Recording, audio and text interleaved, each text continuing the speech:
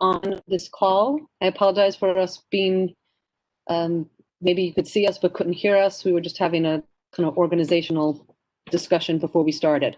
Welcome. My name is Justine Kucha, and I am the chair of the Battery Park City Committee. Kathleen Gupta, who's on the call, is my co-chair. Before we get started today, I would like to have a moment of silence for Anthony Notoro, who passed away on December 30th. As people know, he was, beyond being Community Board 1 chair, he was also chair of this committee for a number of years and was a mentor, at least from, and was someone who away for a lot of people. I know he brought Betty onto the board, and there were other people he brought on board. So I just would like to have a moment of silence to thank him for his service. Thank his family for sharing him with us, because I know there's a lot of time, effort, and commitment, as we all know, put into this. And just thank him, and that we will miss you. So a moment of silence, please.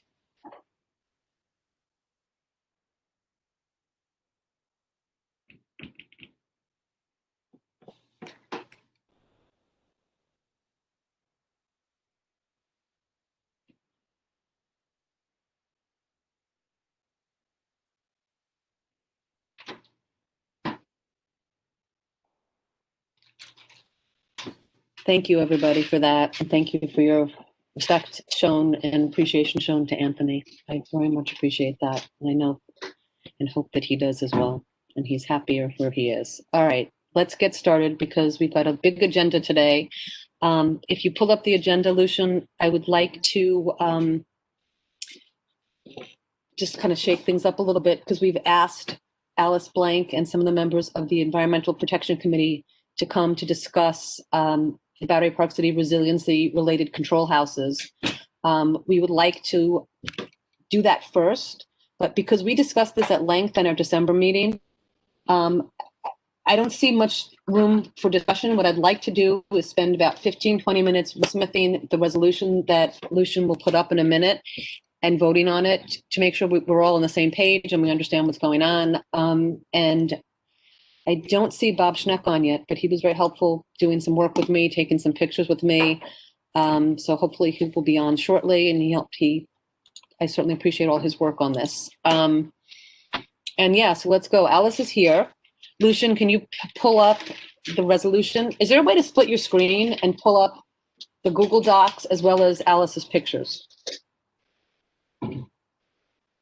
I can go back and forth pretty quickly. Okay, good, because I need to see both. Hey, Nick, how you doing? Sure. So we're just, and I'm hoping that we've got some members of our elected officials, whether they're here in person or the representatives. So I really do want to keep this to 20 minutes. Oh, Nick, it's great to have you. Nick, please solve the problem of what we call the control houses or gates. There seem to be two names that are referred to those. Maybe you can just help us with that as we move into that. Yeah, if one solution pulls it up. I think they're called control house. Well, I don't even know. What's the proper name so we get it straight? Here we go. Do you know, Nick, or no? I think they are everyone. Happy control New Year. houses. Hey, Happy New Year. So again, as I understand it, they are kind of they house the mechanisms that will control the opening and the closing of the gates. Perfect. But and gates are a separate thing. You need to have that enclosed within something, and what they're closed within, I think, is what is causing some Just to be accurate, Nick, because we don't want to get this confused. What this committee, I think, is opining on in this resolution is simply the siting of the building that is above the actual control. Exactly. So I don't know if you want us to call it the gatehouse, or I see it. I don't think it's the gatehouse. I think it is the equipment that is controlling gates, because the gates are firm under the ground. They'd be blocking the water coming in and out. Right. So they're called gates, I guess. Yeah, but I'm not talking about the gates. Yeah. Okay. Okay, so let me go ahead, Jeff. What? They are gate control houses. Perfect. Control the gates. Right. If you want to just to see what they're referred to in the Battery Park City Authority presentation that we were given on June 15th, that's what they say. Control house is north gate. And so this was something that was what made it a little bit confusing. So I agree, control house sounds great. And that's what I had put in. So Yeah, that reference meant that they Having controlled the north researched gate. this a bit, it is the control house. And if you look at the maps of these things, they're always related, both of them are related to a gate that operates the sewage lines. Yes. Thank you, Bob. Lucian, can you pull up page 28 of the presentation? Do you have that up or not? One, but I think the better one, yeah, there you go, perfect. So that would indicate what we're talking about, right? What you wanted to opine on the, so there they are, the southern gate and the northern gate control house zones. Right. So what we are Okay. focusing on right now resolution is the southern gate control house. We haven't even gotten to talking about the gate because there was some discussion that possibly we'd only need one. So we're not there yet, but we're going to focus only on one because we have not looked at a spot here. Except to say We offered spots for both of them, and the spots are even in the resolution. Okay, good. Thank you, Bob. Help me out for that. But that's good. But okay, let's focus right now on the southern gate, which last meeting we talked about. Members of condominiums and rental buildings along West Street, down here, down around along Little West Street, where these control house, this control house was looking to be placed, made some very strong objections to the placement along the Esplanade area. The Greenway, whether it's in the walking path, whether it's in the middle, whether it's whatever. One thing that I think we agreed on is we do not like the locations that were selected by ACOM as the potential place for the southern gate. I'm sorry, the southern control house. The gate is where it's got to be. The community does not like where they've picked it. And part of this resolution, or the purpose of this resolution, is to say, we don't like this, find someplace else. That's really the gist of this resolution. So let's go back to the resolution and talking about just the southern one at the moment. Let's go back, Lucian, you can flip it. I just wanted to mention that there was a representative from the Wagner Hotel who also spoke out. Yes, Wagner Hotel, yes, that's true. Rental, hotel, and condo. All right. Betty, excuse me, I want to say there are multiple confusing factors, but if you look at the third whereas, that is just downright wrong. It is wrong, Intentionally. exactly. You're exactly right. So if we look through it, Lucian, because you're the only one who can control this. If you scroll down, Bob has actually put in the correct dimensions on the bottom and actually refers to it correctly. So if we can perhaps, which is what I tried to do, but I couldn't do it on the Google Doc, cut and paste what he put, which is much nicer worded than what I was putting as notes. So that should be the third whereas. By the way, just to be technically correct, they're approximately that, aren't they? Or is that actually? Well, it actually had it to half an inch in I saw one of the that, but- documents. So I don't know. I mean, I often heard, and in my notes it said 70 feet. So that's what stuck in my mind. I saw 65 somewhere too. It They're certainly isn't approximately 30. Approximately, that's fair. Okay. Yeah. Okay, so the proposed control houses are they're huge. The proposed north control site is located north of the West Thames Street Park area, and the southern control house is proposed along the promenade. Okay, so that's where they want to have it. That's what Alice's pictures showed. Okay, what I'd like to come after that, and if nobody objects, is the community has strong objections to both those locations for the control houses. There's a lot of these warehouses. I don't understand what they're saying, but I guess we'll go over that. If you change or eliminate the fourth whereas first. Yeah, you just write over it. So yeah, so Lucian, I'm sorry to make you do this, but Well, or just eliminate it because both of them in South Battery Park City. yeah, that's correct. Again, Justine, well, I'm sorry to jump in. I have something I think may be helpful to the committee here, but only I don't want to jump in amongst the members. So if it's okay with you, I can just elucidate. Lucian, you change and do what Betty said. Get rid of that fourth whereas, and Eliminate fourth whereas one. yep. And then go ahead, Nick. What do you? Okay, thanks so much. No, this may just be a point of information to help the kind of committee as they're deliberating here and kind of to set the idea in terms of sequencing. So we've been obviously to the BPC committee many times, and then more recently over the past year or so through the EP committee, which I know is kind of spearheading a lot of the resiliency efforts with Alice and Wendy, and thanks for the leadership there. Mhm. One of the things that I had sent to Lucian last week, and I think I spoke with Diana and Alice about this back toward the end of the year, but that seems forever ago already, is that we are still on track as of this evening to be back to Alice's committee in February, so next month, Oh, great. with updates on certain of the design items we owe her some follow-up on for the South Battery Park City Resiliency Project, including... Which is this? No. So No. this is why I'm going. This is why I'm making the point specifically, including Pierre Plaza, the Battery Bikeway, the Wagner Park Pavilion, and some of the entrances. I think that we're concerned. There were some outstanding items that we owe you, as well as updates kind of on the environmental schedule. Right. Okay. It is unclear, however, that by that point in February, whether or not we'll have a full update on the control houses, as we're still waiting on DEP, which is the city's Department of Environmental Protection for the uninitiated. Mhm. And that's not a knock on DEP. That's just they're driving this process. They're developing the requirements as they are for all MCR projects, LMCR projects. So we are kind of not at the mercy, but they are driving the schedule there. All that is to say is that either way, the community board, whether it be the EP committee or BPC committee or some combination of those committees, will have another look at and review of the control houses before. Again, I want to reemphasize I that. understand that, Nick. We're Before not we fighting. make our submission to the PDC. Got But it. importantly, just so you have it, because of the way the timing is sequencing, it will likely be part of a separate design package to the PDC and those first items I mentioned. So the Battery Bikeway, Pier A, Wagner Park, the sections that are subject to PDC will probably be part of an earlier separate design package, the one we're going to be talking to Alice's committee about next month. The control houses will be likely part of a separate package later down the road. So all of that is to say, you guys can certainly spend the time tonight debating this. You may end up having to do another one once we come back, because a lot of the questions are We will still do it. unanswered based on Okay. DEP. No, thank So you, I just Nick. don't want you spinning your wheels and having to do it all over We're again. not spinning wheels because we know what we want to talk about, and I'm really trying to keep this short. Okay, At just so the you end of know. Yeah, thank you. I appreciate that. And I'm Thanks. glad. At the end of the day, what we want to come out with and speak to is to say we don't like what was picked.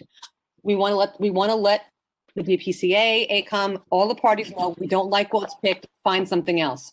We're trying to give some ideas as to what something else is. That's the purpose of this resolution. So let's focus on that, and let's work with the wordsmithing that is insisting on being done in the committee versus doing it before we walk in the door. So I think that you need to take the I don't know which number it is, but where it says the Southern Battery Park Resiliency Project was introduced to CB1 Environmental Committee on June 15th, 2020, and put that as the first whereas. Anybody want to? And I really do. Yes, that makes sense. That right? That puts in and makes it as a set to open it up. This is a true statement. I think it's okay. The equipment control houses, whatever you want to call it, the control houses are a vital component of the resiliency measures put in place because they're going to power the equipment to protect, and it is the underground surge of water. Is that correct, Alice? You're on mute. Alice, you're on mute. This is a bit of too many cooks, I think, might be involved in this broth. So I sent you everything that I thought was pretty clear, but somehow it didn't get in here. But let me just go back and see if I can find the email I sent you. And I see, but okay. Yeah, the Southern Battery Park, the point of the first whereas that I was noting that it just, the first time that the Southern Battery Park Resilience Project was not introduced to CB1 on June 15th. The Resiliency Project has been introduced many times. The Southern, the point here, let me just finish. The point here is that the control houses were first seen in that presentation on June. Okay, perfect. so Let's I think, and I had that, Lucian. Okay. I think I sent you the language. I know I sent you the language, so I can just. I don't see language. The presentation, okay, great. The presentation, which included the first time CB1 saw the control houses, was provided to Environmental Protection Committee on June 15th. Right. And you linked me to the something. Right. So I just would just, that's all. It's okay. Exactly verbatim. That's what was introduced, right. Okay, the Southern Battery Park the control house portion of the Southern Battery Park Resiliency Project was introduced on June 15th. Yep, that sounds good. Okay. Yeah, no, I want to make it accurate, and I appreciate the help from you, from Bob, from everybody to make it correct. Sure. You say the sizes as 11 feet high, 10 feet wide, and 65 feet long. They are approximately 11 feet high, 10 feet wide, and 65 feet long. They, of course, they change with the slope of land, no matter where they're going to go. So I think to put approximately is accurate. And my understanding is that they went from 10 to 15 feet high. So I think, or 10 to 13 feet high. I can't remember exactly, but I remember giving you those as the estimate. Again, you can pull up the slide. So I think that's correct. And that was what was stated, as I recall, in our notes. But this could be, I think approximately will cover it. Approximately, yeah. And if you want to put in there 10 feet wide, I'm not opposed to that, Lucian. So where it says the control houses are high, 70 feet long, and 10 feet wide. The proposed northern control house is that they're proposing it at West Thames Street in the little green park area. And the southern control house is proposed in the promenade. All right. Okay, so the next resolution, let's get rid of that one and say instead, the community rejects both of those locations. Can you hear me? Yeah, Jeff, go ahead. Okay, the northern, I think I was on mute when I thought I wasn't. Yeah, maybe. I think it's the first time I'm hearing you, sorry. Back to the second, whereas in protect against underground storage of water, that's among other things. It's also to provide for drainage once the water comes above ground. Perfect. How about okay? So let's not go into too much detail, but among other things, I like that. Okay. Yeah, among other things. Yeah. This is not to do anything to. It's just to identify what they are. Yeah, exactly. I understand that. I understand make it as general as possible because Alice is in charge and her committee is in charge of the details. But what we can say is to replace it. But go ahead, Jeff. Yeah, the other point that I wanted to make, and Alice can correct me if I misunderstood it, but the northern one that was described in this proposal that would be at West Thames was presented to us as something of a placeholder that if they actually did a northern one in the Northern Battery Park City Resiliency Project, which they fully expected to do, there would not be this northern one at West Thames. That is exactly what I understood to be the case, which is why I was only wanting to focus on the most southern one. Yeah, I think that was open, right, because they had showed us one that was actually right in front of the Battery Parks, the Borough of Manhattan Community College.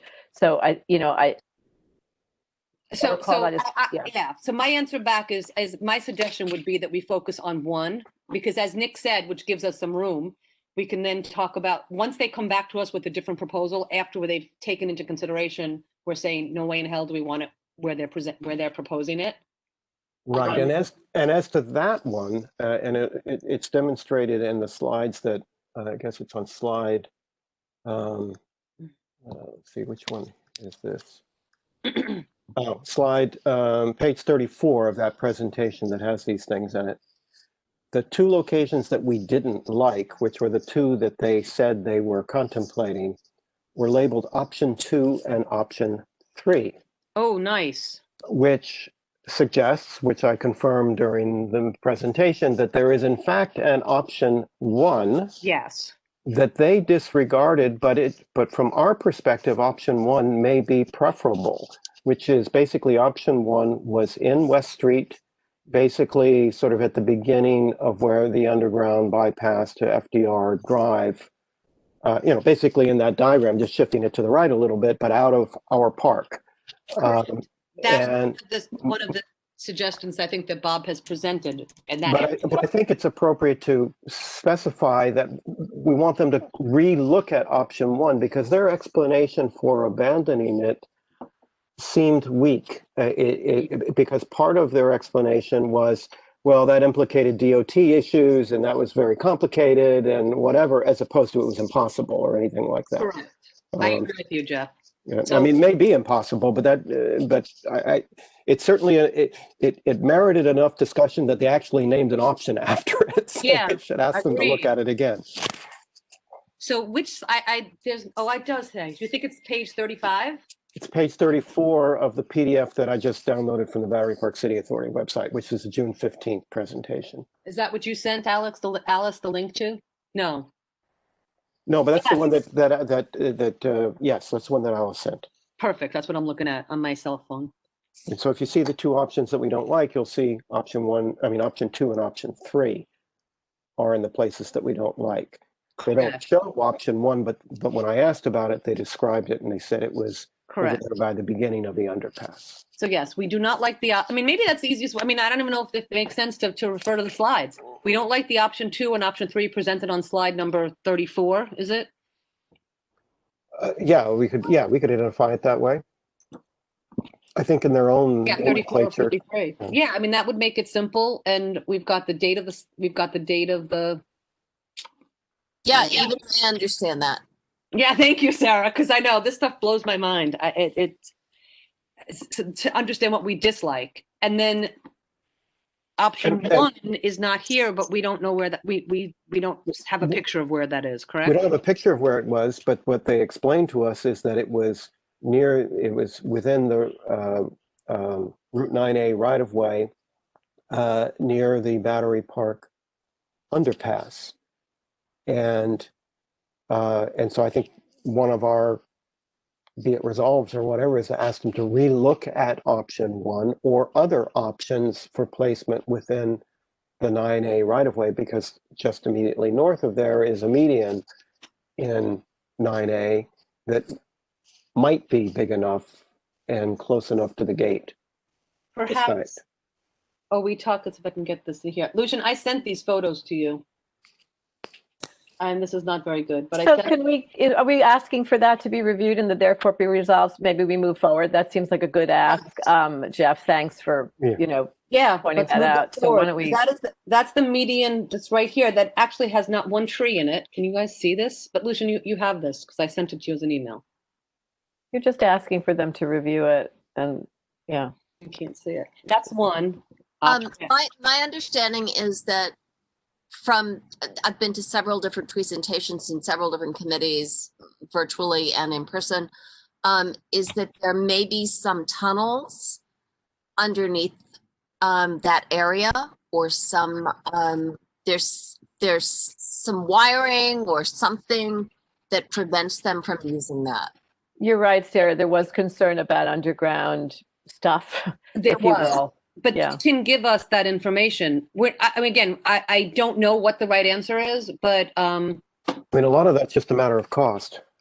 Right. Isn't it enough to just ask them for us to Yeah. please present that again and exactly. right, sort of. And then, That would Lucian, be I'm that. going to send this to you again and ask you just to go through it all, because these are the locations that when Bob and I did a walkthrough, we're trying to make.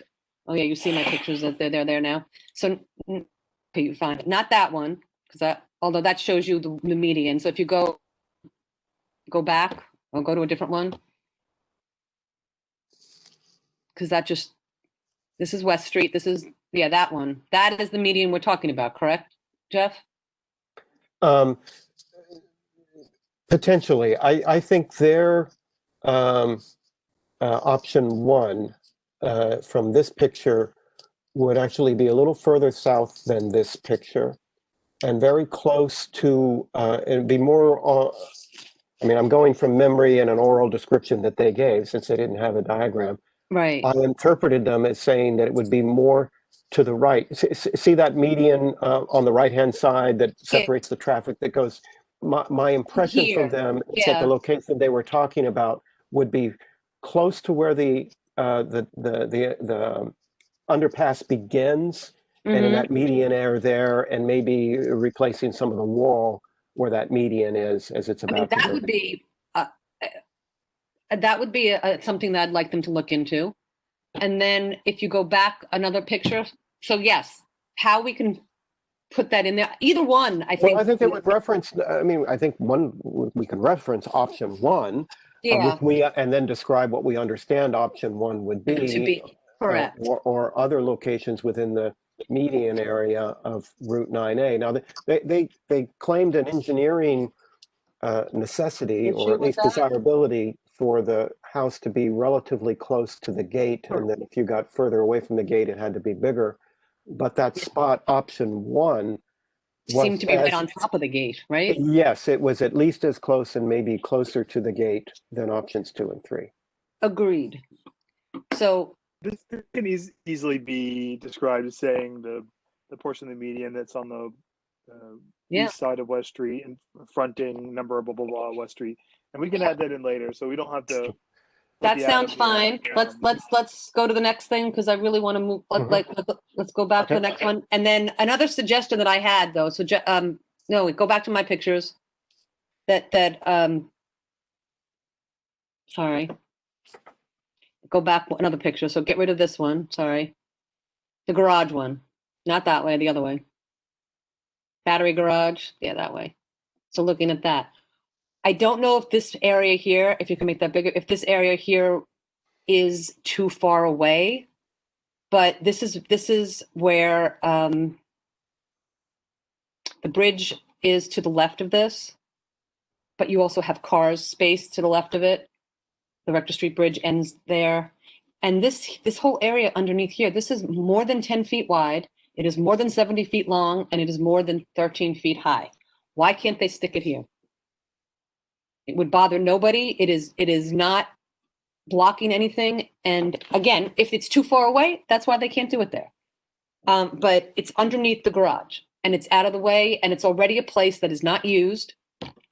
And it does go way back. So if they still need some of this part of it for storage or whatever the hell they're doing with this, where the tarp is here, this back here is a whole nother space, which is about bigger than, I mean, it's a huge space. So, and I agree. We should use that as an alternative. It's actually closer to the proposed north gatehouse area in their presentation. And there you go. But it's not entirely clear to me that the locations of the gates themselves are fixed in stone. They refer to some that are existing, gates and drains and whatnot, and they refer to some that are proposed. So I don't think there's anything wrong with us proposing this location. If it doesn't work for engineering reasons, it doesn't work for engineering reasons. That's it. Yeah. All right. So anybody have an objection to these two as proposed options instead? I have an objection to in general. I have a commentation to make. Yes. Engineers hate to be told what to do because it doesn't make any sense. Why not follow through with what Jeff just said and simply ask, pass a resolution if you want, to get more information about how much flexibility there is in those two structures, both the gatehouses and the gates themselves. Because if that's what you really want to know and it's missing information, then why don't you find that out before making a resolution related to either? Because I'm happy being told, no, we can't do this. I am not happy being told we have to do this here. And I feel as if we don't give them options of places that and ideas of what we find more palatable, it's not as effective as actually, they feel just the opposite. What they want to do is better define what the problem is perceived by the residents. It's ugly, it's blocking the space, and we don't want to see it. Right, and then you want it somewhere else outside of that space. You don't have to tell them we want it here, and we want it there, and you want it outside of these boundaries. What can you suggest? I'm not interested in their suggestions. I'm sure they will make the suggestions. I hear what you say. I know what you're saying. It's a different approach. My answer is I'd rather tell them what I'd like. Hold on, guys. We were already told that. We were told that in the first and the second presentations about this. What were we told? We were told that they did have flexibility. It had to be in a certain block range. So we were told that. And we were asked to opine on where we thought. Thank you, Tammy. Within that area. This is in that area. This is all within a certain space. So I hear what you're saying. Betty, it was east and west sides of the highway, and it was as far down as the south side of West Thames. Which this is. The top. That belongs as a whereas. Yeah, and then the north side that they gave us was where the initial proposed one was.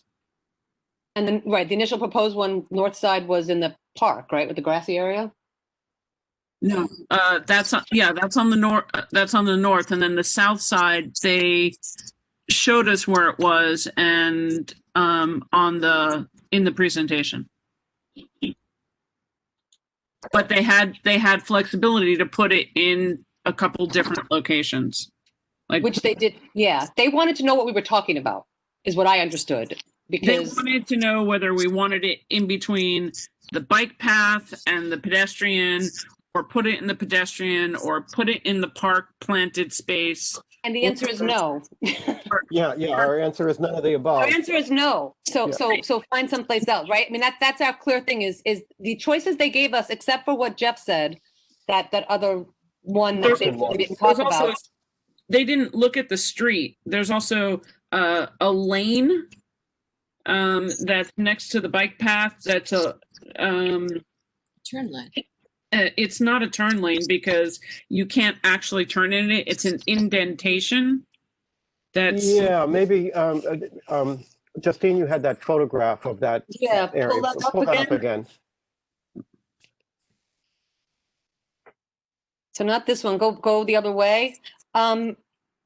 It's not really a turn lane. That's traffic. So No, you're gonna have to mind.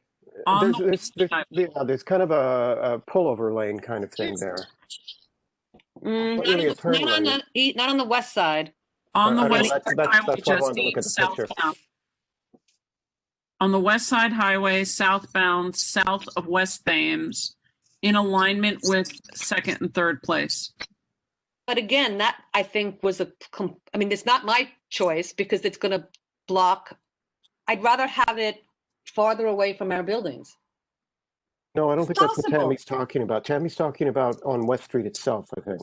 I think so too. I'm not sure, Correct. and I don't have a window to look out that sees it. You can Google that. I Google map it. All right. Yeah, I mean, that's what I'm I'm trying to willing to put other choices in here with the idea that if we're Well, going to I tell think them if our- pick A, B, or C, if they pick A, B, or C, we have to shut up and be happy with it. Well, yeah, I mean, part of our ask that I was suggesting was as part of option one, where, or elsewhere within either the median or other appropriate area in the 9A right of way. Correct. In the 9A right of way, not the Yeah. bike path and not the pedestrian, not the Pataki walkway, correct? Right. Which is mapped parkland. Let's not forget that. Yes. So yeah, that's a good point to put as a whereas. It's the areas that they're presenting or they're proposing are mapped parkland. All right, this is like taking too long. Can we move on and try to come up with the wordsmithing again? I mean, do we have to do the wordsmithing, or can No, Vincent take these concepts and work with it, Yeah. and then we have it presented, and we can. I mean, can we? The only other concept that I had a note to include is regarding that sort of quasi-north location, which we don't like either because it takes out that park. Oh yeah, that's a definite no. Hard is that we reference that north location as we understand, a northern, West Ham, quote, north location was discussed, but we understand that is not likely to be built because the north one will be in Upper Battery Park City or whatever. But to the extent that there is a location seriously considered there, we object to that. Correct. Any location that would take out park space or whatever. And that language, Lucia, if you can keep track of it, that is a perfect whereas, and then it's also therefore be it resolved. So what I would recommend is just we vote right now before you all vote, just anything that's not currently on the draft, just run it through in one block of speaking. Say what you see here, but with the addition of a whereas it says this, and therefore be it resolved it says that. That way everybody who's voting knows exactly what it is in context, and when I go back, it'll be really clear what to add, and then we can tweak it, but we'll know the thrust of what you'll be adding. Right, and then you're going to have to tweak the language because there's a lot of repetition. No problem. I'll streamline everything with you all. Yep. Okay, so my short Jeff, description of the northern one is that we would include a whereas that would note that a West Thames location of a whatever we call these things, control house, was presented but in the presentation, or we understood from the presentation, that it was unlikely that that location would be built because its need would be satisfied by a control house in the northern portion of Battery Park City in a separate plan to be presented. That's the whereas. In Yes. the be it resolved, we would say, the rest of the whereas would be, accordingly, we have not evaluated or not, we haven't evaluated alternative locations for this, West Thames area control house. And in the be it resolves, we would add reference to the extent that that the second control house in the West Thames area is to be constructed. We object to any, its presented location because it takes out park space, something along those lines. Yes.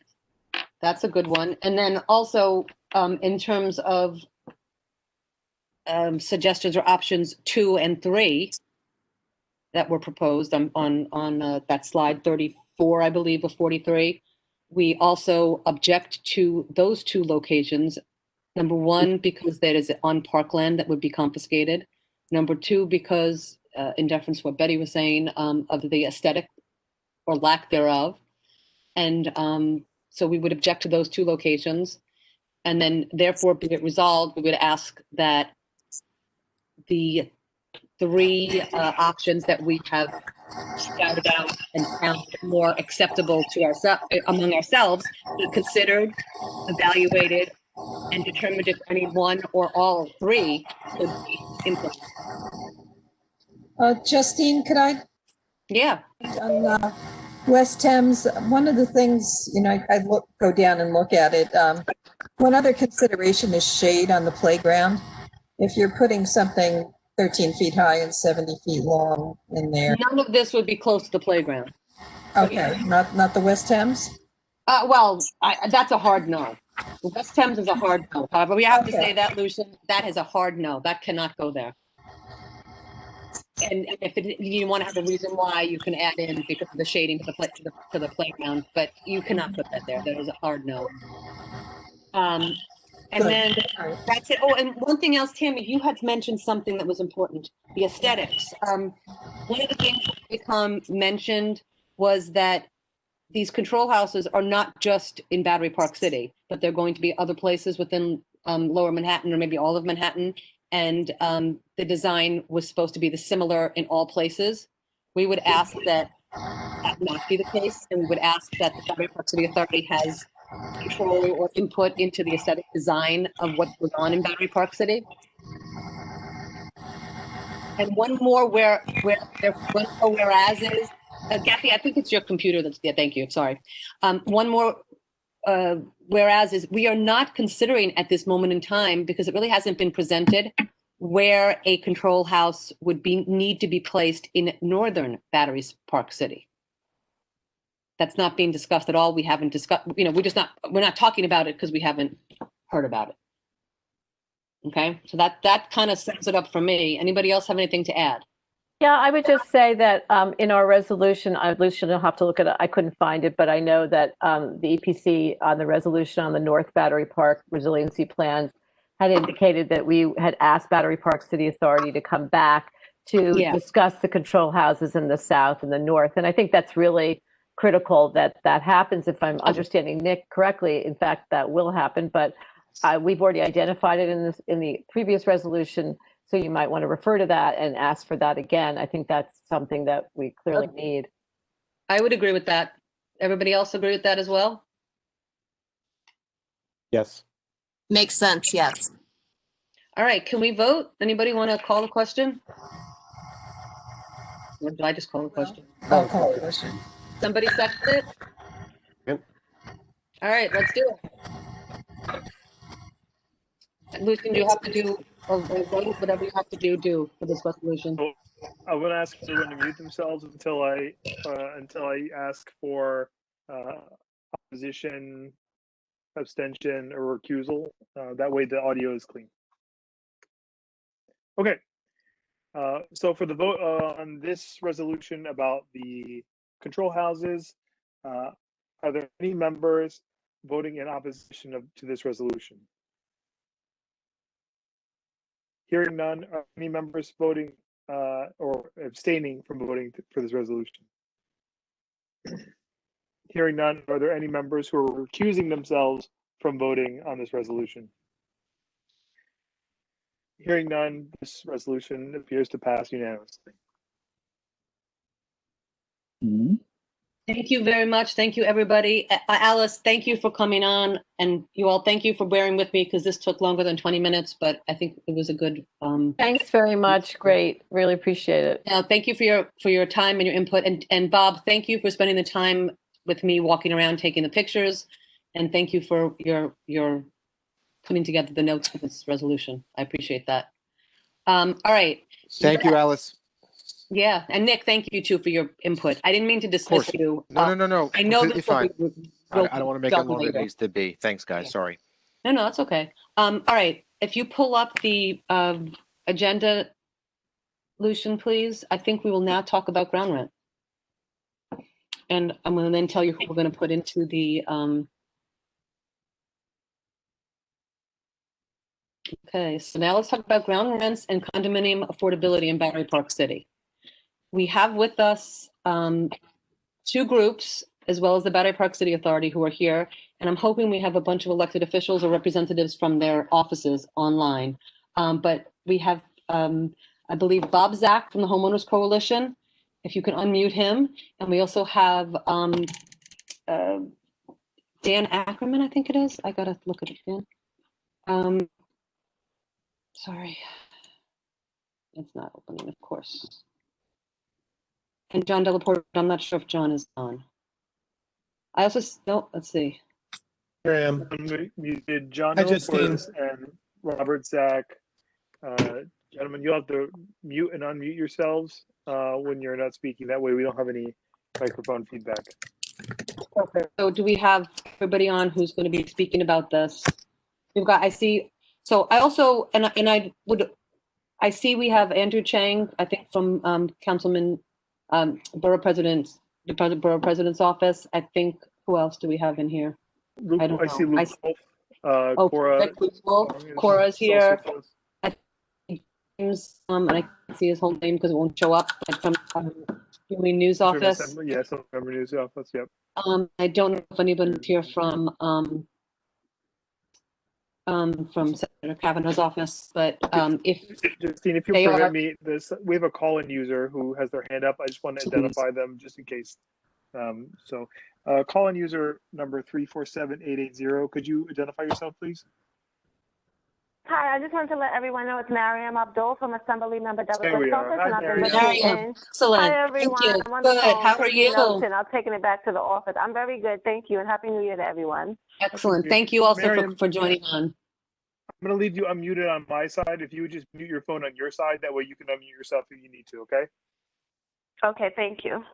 Okay, so thank you to the Homeowners Coalition and to this new group called the Battery Alliance that are here.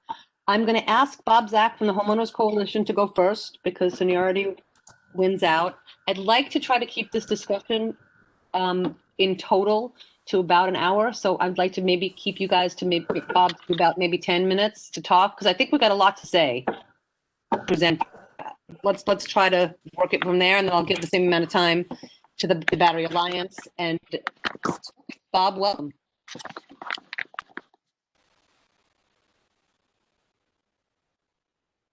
I think you're muted, Bob. Bob appears to be unmuted, and he's remuting, unmuting. Bob, you can go ahead and speak. You're unmuted now.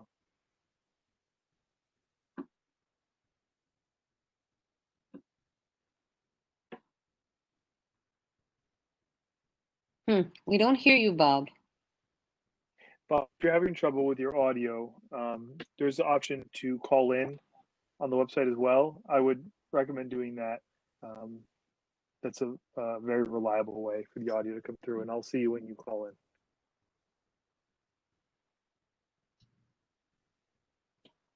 in. Okay, the headphones on. That's a good sign, maybe. Yep, they back. He's muted again. Can you unmute him?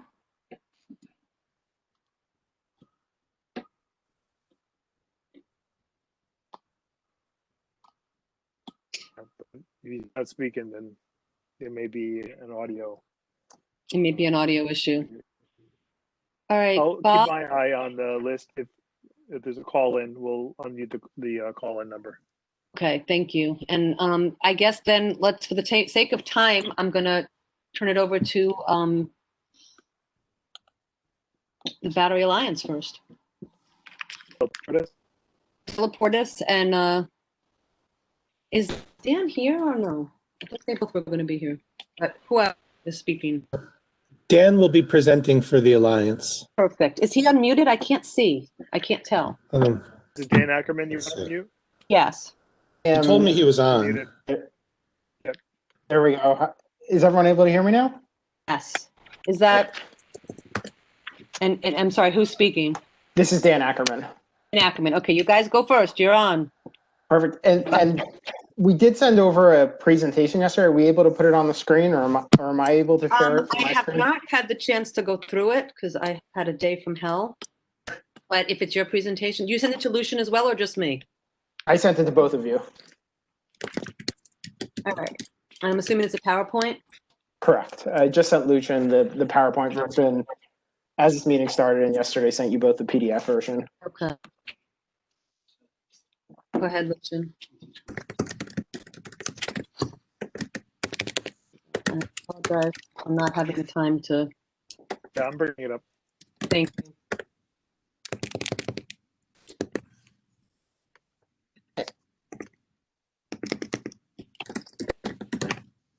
Perfect. And while you bring it up, I can give a little background about the Battery Alliance, which, to your point, is a new organization that really was launched to empower the homeowners in our community to speak up and reach out to the elected officials to voice their concerns about the affordability crisis in our community.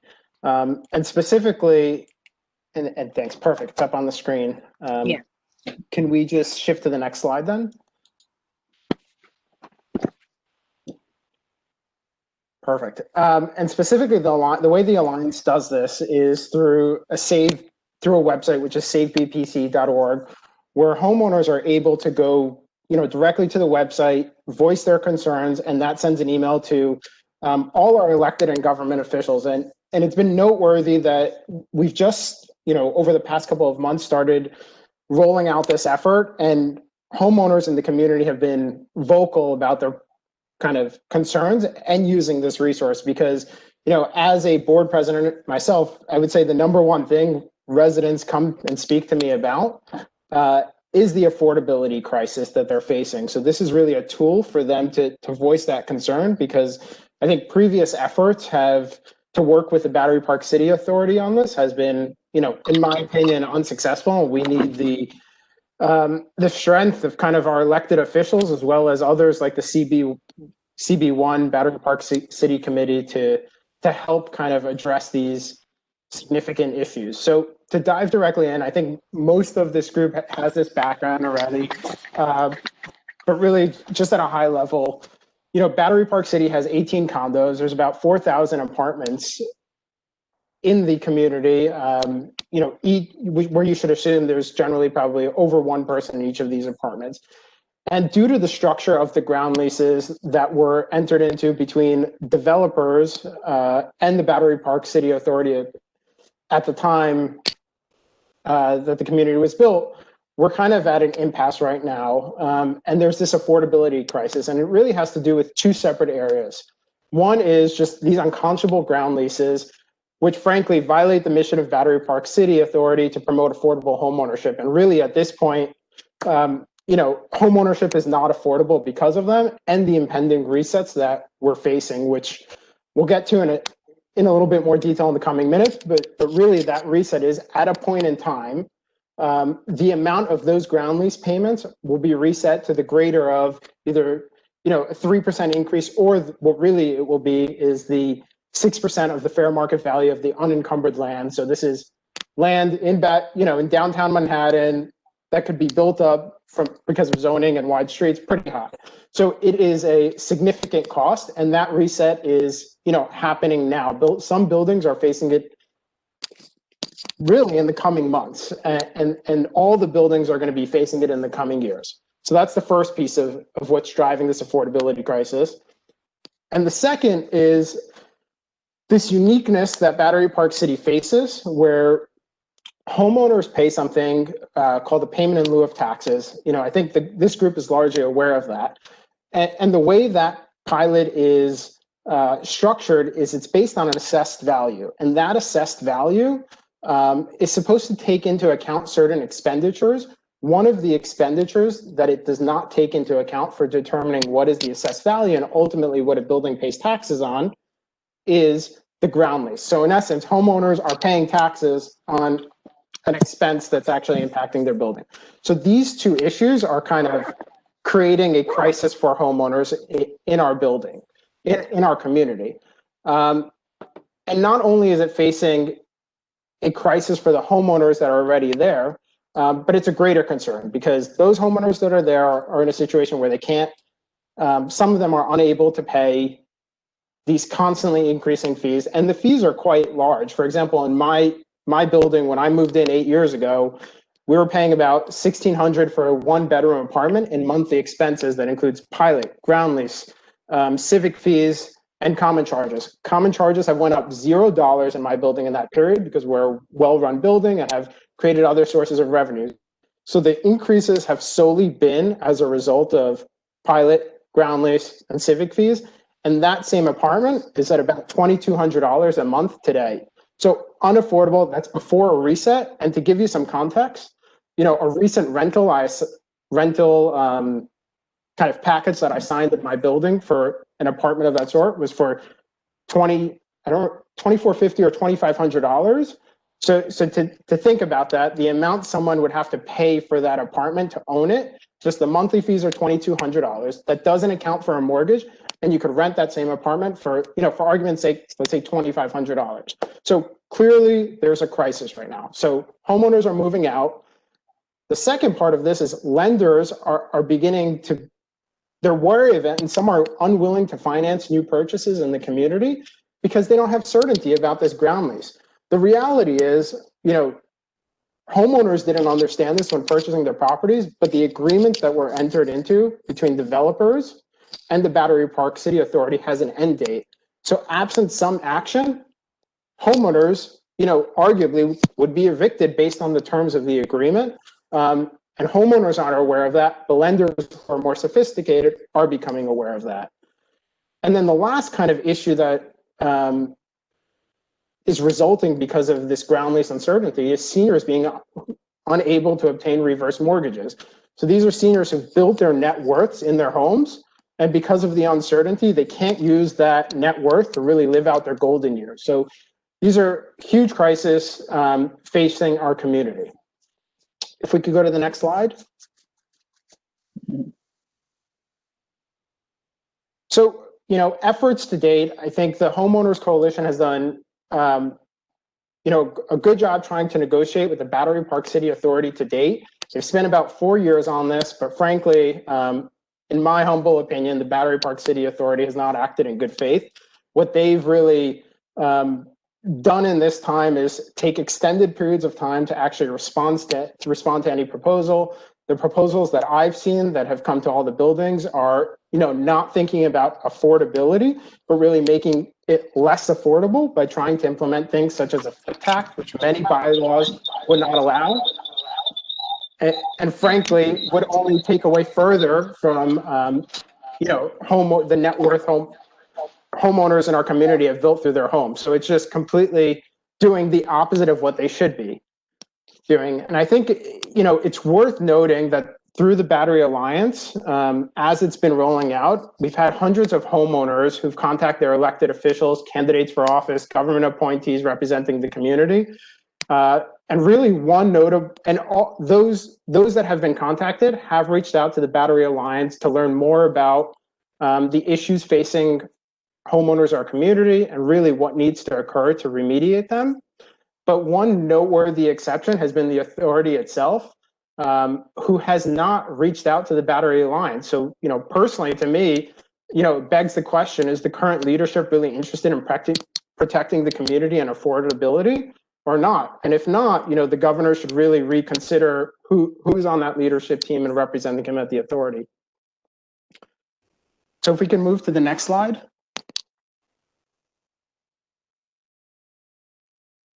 So the way we've kind of organized the purpose of the Battery Alliance, and there's really a lot of things impacting the community. And like I said, homeowners are able to voice whatever their concerns are when they contact their government officials and other elected officials. But there's really 5 key issues, and we have a 5-point plan to address them. And to walk kind of the group through this, and I know, keeping an eye on time, I'll try to go through this quickly, is one, just homeowners can no longer afford to maintain their home. These costs are rising exponentially. There's no certainty. And as mentioned today, just the cost of owning is nearly what the cost of renting is, and we're not even accounting for a mortgage. And there's quite a bit of uncertainty as it relates to the reset. So, these costs have been going up for years.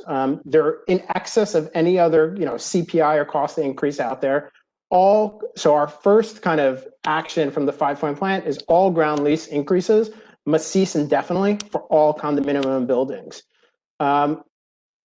One key to point out here is homeowners and the condos make up only a small portion of the revenue that's generated by the Battery Park City Authority. So this will not have an impact on the ability to pay the outstanding debt load. I think that's very important to point out. And Dan, I'm going to interrupt you here to make it clear. Is saying not that ground lease payments or collections cease, but just the increases must cease. Is that correct? Correct. Thank you. And then the second part of that is different buildings have had increases at different levels. So let's make it equitable across all the buildings. There's the total amount that's being generated by ground lease payments. Let's take that amount and equitably spread it out across buildings based on square footage of apartments. This way, everyone's paying, kind of the same share. It's just the fairer approach. The second item here is really about the certainty that is needed. And really, it's whether we're talking about banks being able to lend, homeowners themselves, seniors being able to get reverse mortgages to kind of have resources for their golden years, is the Battery Park City ground lease must be extended for an additional 99 years beyond its 2069 expiration date. We just, let's put this ground lease behind us. Let's put an extension in, provide certainty, and make sure that, we're able to have this community thrive as it has in the past. The third point is, we've spoken about the ground leases, but this ground lease structure for homeowners is really not necessary. I understand why it was created at the time, whether it was to ensure affordability for homeowners, have low costs for developers to build a home so people come there. That has all went past. We have homeowners here. We have owners. We don't need any maintenance being done by the Battery Park City Authority on the homes. Frankly, they don't do any maintenance. It's all done by the condos themselves.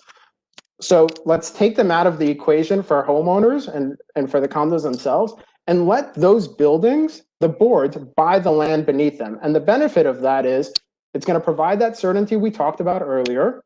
It's going to provide a big chunk of money that the state and the city need for their budgets right now as well. And it will kind of reduce that responsibility from the authority. And the reason point 2 really talked about extending the ground lease is that's the first step, since we recognize that certainty today. But then step 2 of it is let's give the buildings the opportunity to buy the land itself. The fourth point that we spoke about here is the pilot. We spoke about this earlier. Battery Park City homeowners are being unfairly taxed on an expense they must pay. This is unique to Battery Park City because of our structure. Normally, other buildings, when their assessed value is determined, their expenditures are reduced from that assessed value and accounted for in the calculation. Let's just extend that to ground leases. It's purely extending a provisional law. The Department of Finance has, every building has brought this up until there's some guidance, whether it's through the head of the Department of Finance or through the city itself. They're not going to do it. It's pretty straightforward. This is an expense. We're taxing people on expense. Let's make sure that ground leases included as an expense in calculating pilot. So kind of to bring a fairer tax system, just like everybody else in the city has. And the last piece here is, in the past, I would say at least the past 5 years, in our opinion, the maintenance of the property in Battery Park City has not kept up with what it had previously been. It's a beautiful community with lots of parks. And I think it's really because the authority has failed to make the necessary investments despite the civic fee payments that we make. So one of our recommendations on our 5-point plan is we have the civics fee that are paid. Let's move that into a dedicated fund for Battery Park City. And the Hudson River Park Trust has done a beautiful job elsewhere on the west side. Let's kind of let them manage it. I know this is a more controversial point, so I wouldn't focus on it. I think the first 4 are really the focus of today. And that's something longer term that we could address, whether it's through the Hudson River Trust or other changes that could be made through the current structure. If we could go to the next slide.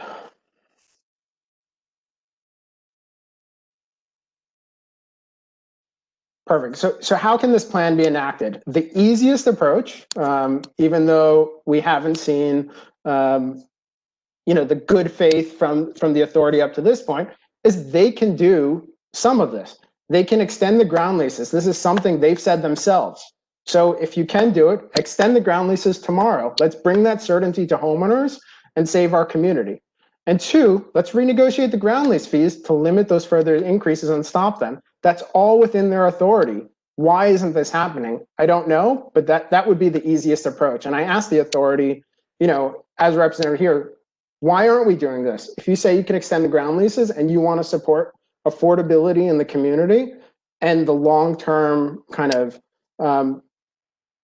benefits to this community that we have, let's do this. But if they're not willing to, there's alternative approaches. The second would be through the state legislature, and a bill could be passed to extend the ground leases, stop all ground fee increase, and create a path for condominiums to purchase the land their building is on. That's a second option. Obviously, the preferred would be to do this through the authority, but if not, we could go through the state legislature.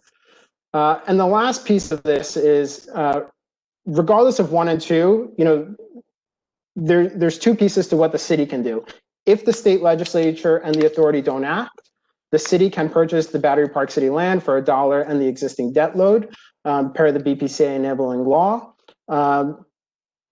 And if that occurs, all the other 4 items we spoke about on the last slide can be enacted through the city. But separately, if the state does act or the authority acts, we still need some action by the city itself as it relates to the pilot. So either way, we need the city to act on the pilot and ensure that the Department of Finance knows going forward that ground lease payments should be accounted for as an expense when calculating assessed values for purposes of the pilot. If we could just go to the next and last slide. So really, what are we asking for from CB1 is to pass a resolution supporting the efforts of the homeowners to the Battery Alliance. And it's really to address those initial items we talked about. Providing certainty around the ground lease, so getting that extension we need, making sure that there's a path to purchase the land, and for purposes of stopping the increases as it relates to the ground lease. And lastly, for the pilot to be, for ground lease payments to be included as an expense for purposes of pilot assessed value calculations. Thank you so much. I appreciate this proposal. This is great.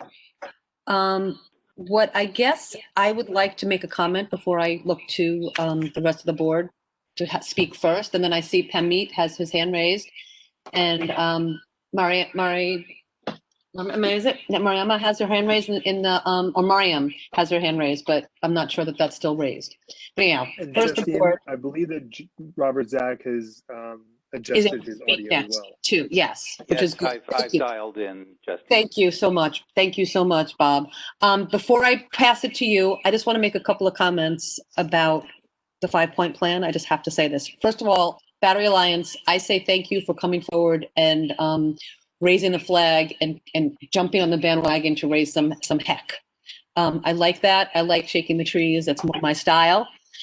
So I appreciate that. 2 comments about the 5-point plan that I just have to say. Why do you think that if the city takes over, we would pay any less?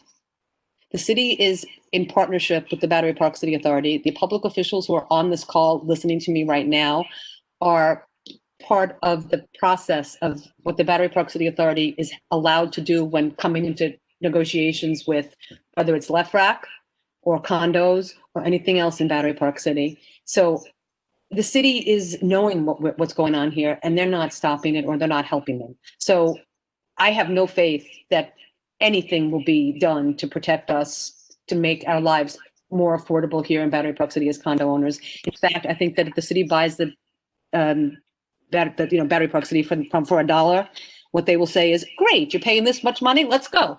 Keep it, we're going to keep exactly what you're paying and we're going to keep increasing it because they think they can. So at the end of the day, I want all the public officials on this call to understand we cannot keep going. Everything that the Alliance is saying in terms about people being forced from their homes, or people or homeowners being forced from their homes by excessive property taxes. The ground rent could be considered a property tax. The pilot is certainly the same thing as the property taxes across the street, across West Street. So please listen to that and listen to their thoughts there.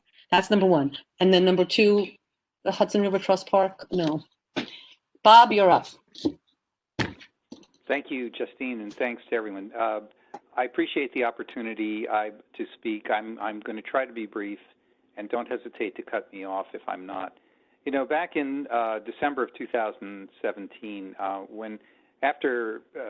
earlier in that year when John Delaportis, who was then the president of the Battery Park City Homeowners Coalition, asked me to head the negotiating team with the authority over the ground leases, I put together a proposal which our negotiating team agreed with and our board did that actually included some of the points that Dan has raised. And our basic points were, number 1, the most important issue for us is the fair market value resets in our ground leases. I've long said that the types of ground leases we have are not appropriate for residential properties. They're designed really for commercial properties, and consequently, these onerous reset provisions are going to break the backs, as they almost did in 2011 when 11 and then 12 of the condominiums negotiated a settlement with the authority that essentially deferred their first appraisal date, which would have initiated the fair market value resets for those buildings. But they will face those resets again at the conclusion of their settlements in the years 2039 to 2041, and we have 6 more new members or newer members, including my own building, the Visionaire, that were not part of that settlement. So our 3 points were basically this that I put forward. Number 1, get rid of the fair market value reset.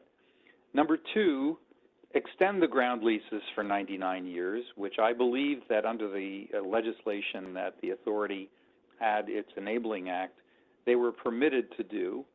And number 3, we asked for the ability to create a financing mechanism to enable condominiums to purchase the land under the buildings. As part of the fair market value, we recognize that the authority has some expectation of a reasonable return to cover its costs and expenses over time. And we proposed a 2.5% increase in the ground rents at the next appraisal date for each building, which would have been or the lesser of that or the CPI increase. I still think that's the fairest approach because the CPI index, of course, mirrors the inflation rate and the costs that each of us face as consumers and homeowners. We started in a very good position with Dennis Mahale, who was then the chair of the authority. With the changeover in administration, we've been working closely with B.J. Jones and his team But frankly, we have reached an impasse. And unfortunately, the ground has shifted quite a bit on the proposals that we have made. We do have agreement by the authority that the fair market value reset provision is untenable and must be replaced. We haven't quite agreed how to do that, but we are very close, I think, to coming up with a formula. I've actually fairly recently put together a fairly substantial position paper, which I've gotten out to my board members to review so that we can perhaps present that to the authority, which will present a very detailed outline of how we propose to amend these ground leases. Ultimately, this is a contractual relationship that we have with the authority that we have to approach in an intelligent, reasonable, business-like fashion. So that is out there for a review, and we hope to present that in the next few weeks.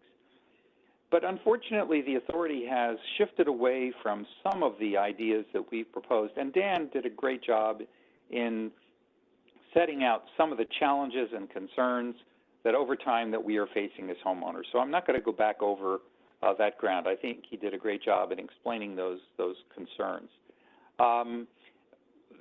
What we've now come to, the authority has pushed out, and Dan touched on this briefly, as an alternative to impose flip taxes on the condominiums on their first resale of 8%, which is not only onerous, but unheard of in the city of New York for a flip tax. And then subsequent resales would be 1%. This makes absolutely no sense from an economic or a business perspective in terms of trying to project your revenue growth and revenue rates. What it would also do is be a disincentive for people to sell their apartments and rent them out instead, turning Battery Park City into not a homeowners group of 18 condominiums, but essentially more rental apartments in Battery Park City. We think that's a very bad idea. And as Dan said, almost all of the condominiums, if not all of the condominiums, legally cannot just simply have the boards of those condominiums impose an 8% flip tax. There are a lot of mechanisms that have to go through to get unit owner approval, and that's simply not going to happen. The third prong of the new proposal by the authority is, and I hope Nick is taking notes on this because you're going to see this, Nick, fairly soon when we respond to BJ. The third proposal is to buy into essentially the authority's sustainability plan, their green plan, and there has been very, very little detail. In fact, there's been no detail provided by the authority about what that entails. All of us in Battery Park City, all condominiums, and frankly all rental buildings and all commercial buildings are subject to Local Law 97, which all of you know is the Climate Mobilization Act enacted by the city, and that imposes substantial requirements for all buildings to reduce carbon emissions over a period of years. By 2050, we have to reduce them or face substantial fines and penalties. So we're already in all of our condos retaining engineers, doing studies about how we can do this. Now the authority is throwing out at us their sustainability plan without explaining exactly what additional requirements they expect us to undertake, what additional costs they expect us to undertake. This is, as my great Uncle Stanley would say, asking us to buy a pig in a proverbial poke. We cannot agree to that kind of provision in our negotiations. We need some facts. We need some specific requests. Obviously, we're all interested in sustainability. My building in particular is a green building. That helps us, by the way, absolutely not at all. I do think, though, having examined their legislation, that they have the authority to do that. But we're focused on the most important issue of what are our unit owners, what are our homeowners going to have to pay until 2069. And as Dan said, we need to have some certainty that these ground leases are going to be extended, because if not, financing will be absolutely unobtainable as you approach that time. At 2069, there's a transfer of value from each individual owner of an apartment to the authority, because they take over the buildings at the end of the ground leases, and as he said, they can throw us out on the street. Now, realistically, are they going to do that?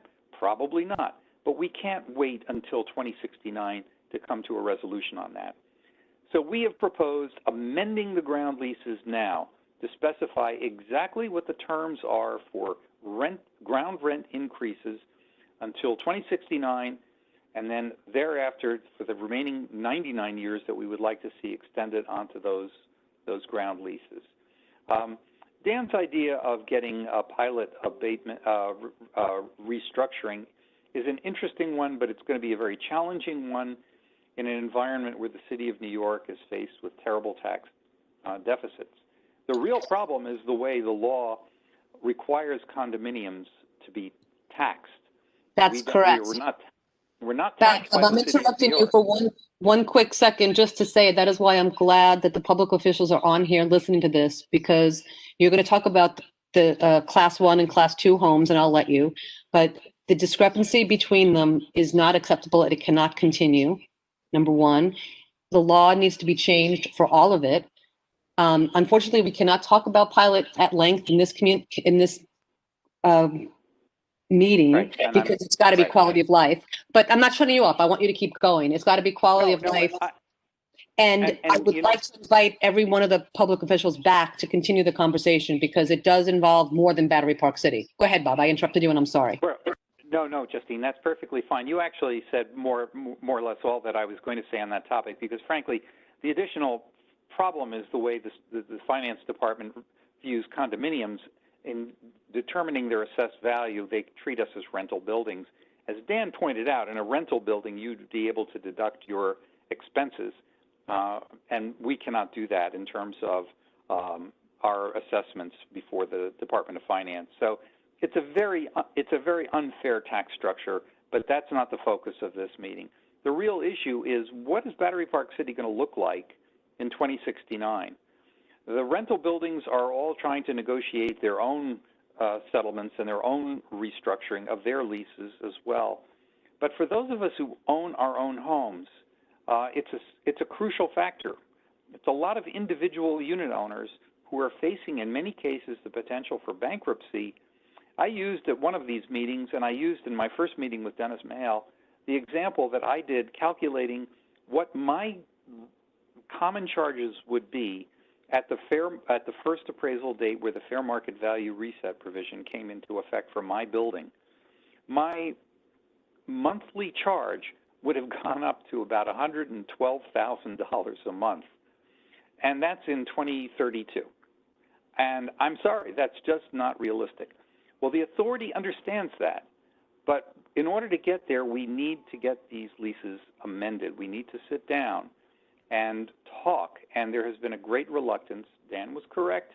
They have been very, very, I would have to say, dilatory in terms of getting back to us promptly when we send responses to them. So we need to step up the pace a little bit. So I'm not going to go on much more than that. I'm sure there will be questions, but it's important. We have had some discussions, I will say, for our public officials who are represented on the phone with Senator Kavanaugh's office, and he's been helpful, but we'd like to see a little bit more pressure put on the authority, and Nick, I hope you're listening, to sit down at the table with us and talk, because we're not going to get anywhere. We're not going to have a Battery Park City that is a viable community in 2069 or, frankly, in 2039 unless we sit down and amend these ground leases now. So thanks, Justine, and thank you for allowing me to speak, and happy later if there are any questions to take them.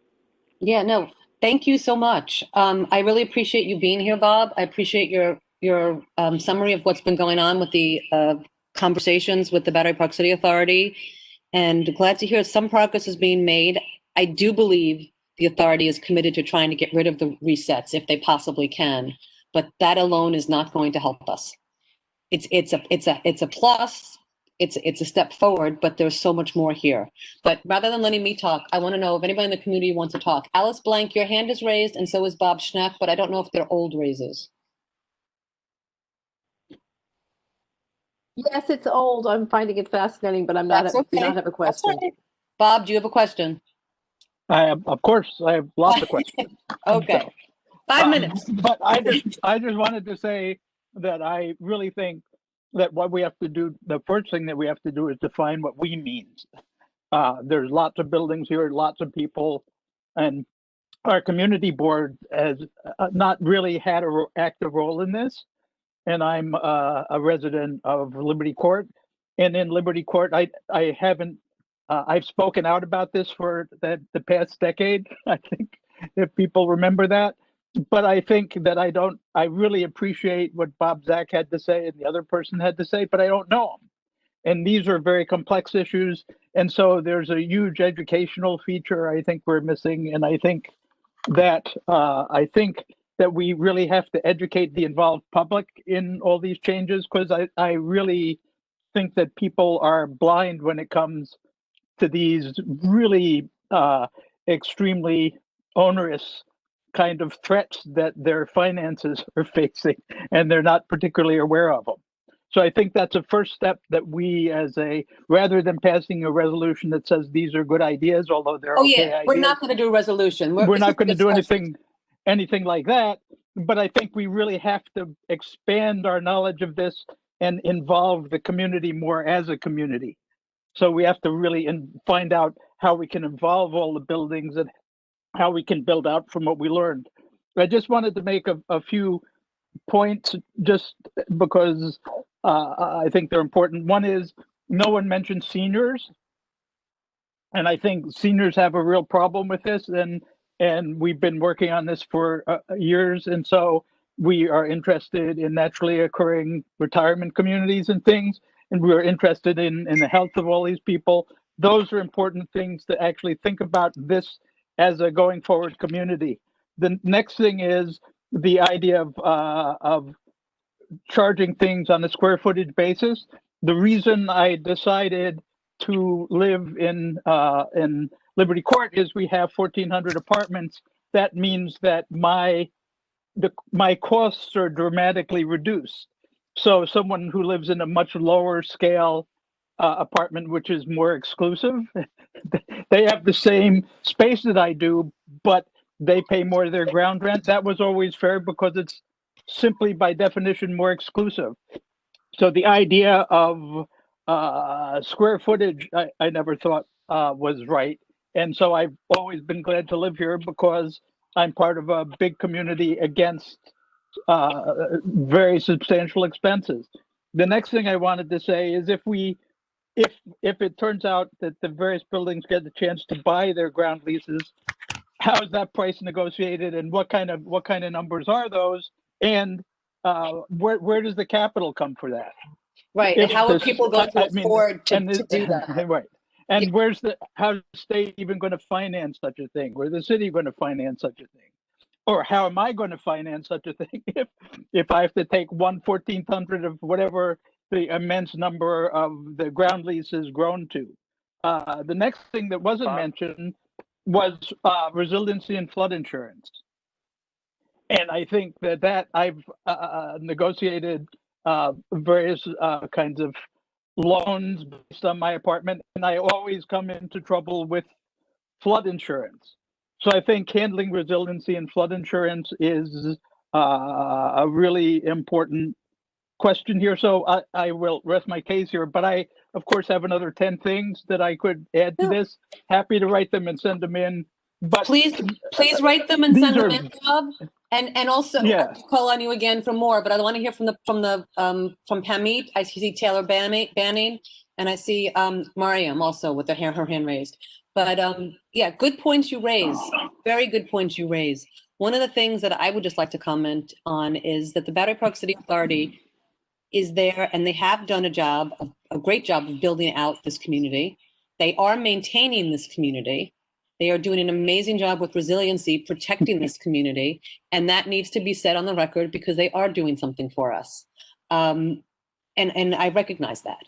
I also recognize that there are more parties too. So giving you a little bit of history as to what's going on. The ground rent and the pilot are collected by the Battery Park City Authority, as well as the civic fees. I don't know what the civic fees pay for.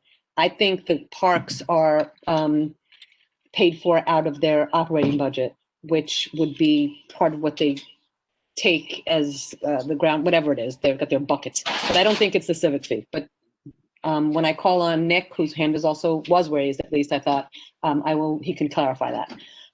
But putting that out there, one of the things that Battery Park City Authority was supposed to do, or Battery Park City was supposed to do, was to generate affordable income to pay for affordable housing in Manhattan and in New York City. That has never been accomplished. That has never been done. Instead, there have been contracts made with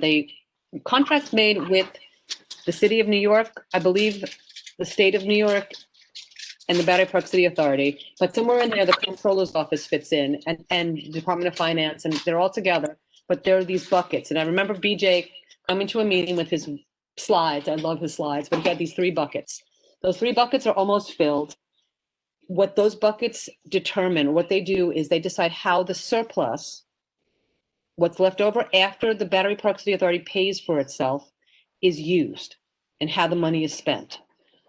Number one, I'd like to say as part of this is we, the community, whether it's the Homeowners Coalition, the CB1, or Battery Alliance, or whomever, some new entity, needs to be having a seat at the table when these discussions are being had, because it matters to us how that money is spent. And if they cannot determine to give us back some money one way, they're going to give it back to us some other way, because the affordability and the taxes that are being paid here are too high. But I'm stopping. Pamit, you're next, then Taylor, and then Marianne. Great, thank you. Hi, everyone. I get a lot of friendly voices and faces here. A couple of questions and a couple of comments. One, regarding the surplus. If there is a surplus, isn't that by definition overcharging for the pilot? So couldn't you refund that as a position, or at least stop increasing it to the rate of the surplus? Pilot is the same thing as real estate taxes every place else. Okay. That will be a discussion for the Quality of Life Committee, and I could go on, and I'm not going to in this committee. But so you understand, the surplus is just what's extra after the Battery Park City Authority pays for itself. So that's so the surplus is basically taxes. The problem is those taxes are putting us out of our homes. But go ahead with your question, Pamit. Right. Well, if the only reason the Battery Park City Committee has a surplus is because they charged for it to begin with. So that charge, whether it's structured as a pilot or whatever the other components are, is being taxed by the residents. I, again, would appreciate just a broader understanding of that, because I consider myself pretty financially astute. But if I can't follow this, I would put a request to the community board to have BPCA should go out to the community with equal or more engagement as they did on resiliency on the budget and the finance, because I have not seen that. I mean, I could read your 77-page financial statement, yet I will still have questions about the balance sheet and what you do with pay-as-you-go at the city. There's a lot of other people who don't have that. So I would request that the CB1 or BPCA, Nick, if you could do that, I think that's going to help everybody. And in a broader sense, if you engage the community, whatever settlement you do have on these discussions, I think are going to go far better. Because just as a person sitting on this call, what I hear is BPCA walks away and city officials and state officials, I think, show up to these calls, but they don't take a position at all. So I would respectfully request that the community board ask these legislators to actually take a position on what Bob and Dan presented and take a side. I don't think it's fair to the community that they say one thing to us and then support behind the scenes on the negotiating table a different position, which is opposed to the community. I have personally seen that when I hired a lobbyist 2 years ago to get a person appointed on the BPCA in terms of expanding that. So I would call on CB1 to hold the elected officials accountable by taking positions on all the things we heard today. And then lastly, the fixed income residence is an important topic to my son. He's 11 years old and has many people in 2 buildings that we own. We have a property at Hudson East where he grew up with many of his elders who are on fixed income, and in our current building, River and Warren. And I think that's a story that doesn't come out often when we sit here and we talk about these price increases, the impact it has. And he's lost 2 of his elders who moved out to New Jersey because they can't afford the increases at Hudson East. So I think these are personal issues that I don't want to get lost in these conversations when it comes to fixed income, because I think we tend to think about the other folks who may not be on fixed income. So it's just another point to consider out there. So to recap, if we can get BPCA to commit to budget finance conversations, it's far easier in a virtual environment. And two, if we can get the elected officials to take positions on Bob and Dan's proposals. And then lastly, I would request a moratorium on issuing new bond debt on Battery Park City. I think the 700 or close to $1 billion of bond debt that they had issued for funds that don't go to Battery Park is an immediate item that I think every elected official should support, and the BPCA should agree, because they don't need the extra money anymore to go anywhere else outside of the community. So I'll pause there and thank you. Justine, can I make a couple of clarifications? Is that Nick? That's me, yes. Hey, Nick. Yes. Hello, Dan. Hey, nice to see you again. Yes. Two nights in a row. I know, on a roll. So first you, thing, just a Ben. couple of things that are unclear. First off, the answer on the budget is yes, we do budget briefings at least once a year, sometimes more. Yeah. The one right in front of Justine's committee, or I think at the time it was Tammy's committee last February. That was February 2020. Nick, I'm going to about a year interrupt ago you now. 1 quick second and say, Yeah. what I'd love you to do is, if you could, put in the chat, and then Lucian, or, give it to Lucian so he can put in the chat. Right.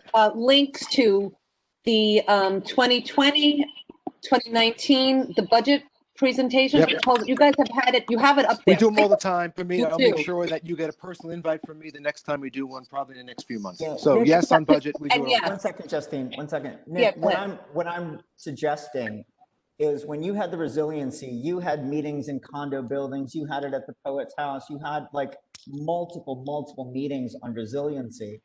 I'm suggesting you do the same when it comes to budget, because so many people don't understand it. I agree with that.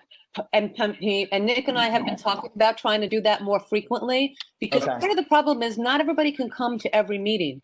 And at the end of the day, I'm trying to keep myself quiet, because I have a lot of things I can answer to and answer with Nick. And I know he's got a lot to say now.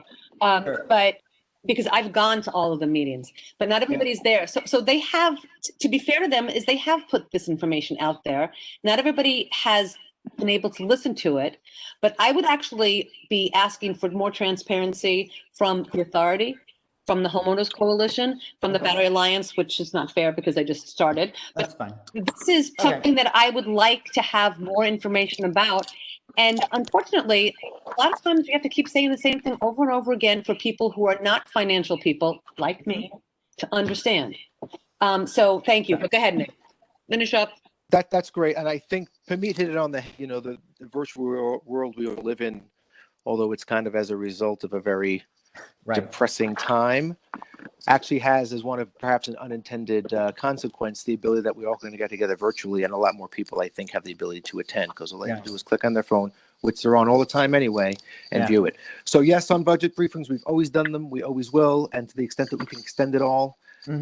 Sometimes I like to hear myself talk. If I have to say it 50 times, I will say it, because we want to make sure people are clear about how these public dollars are collected and spent, what parts of it we have influence over, and the many parts of it that we don't.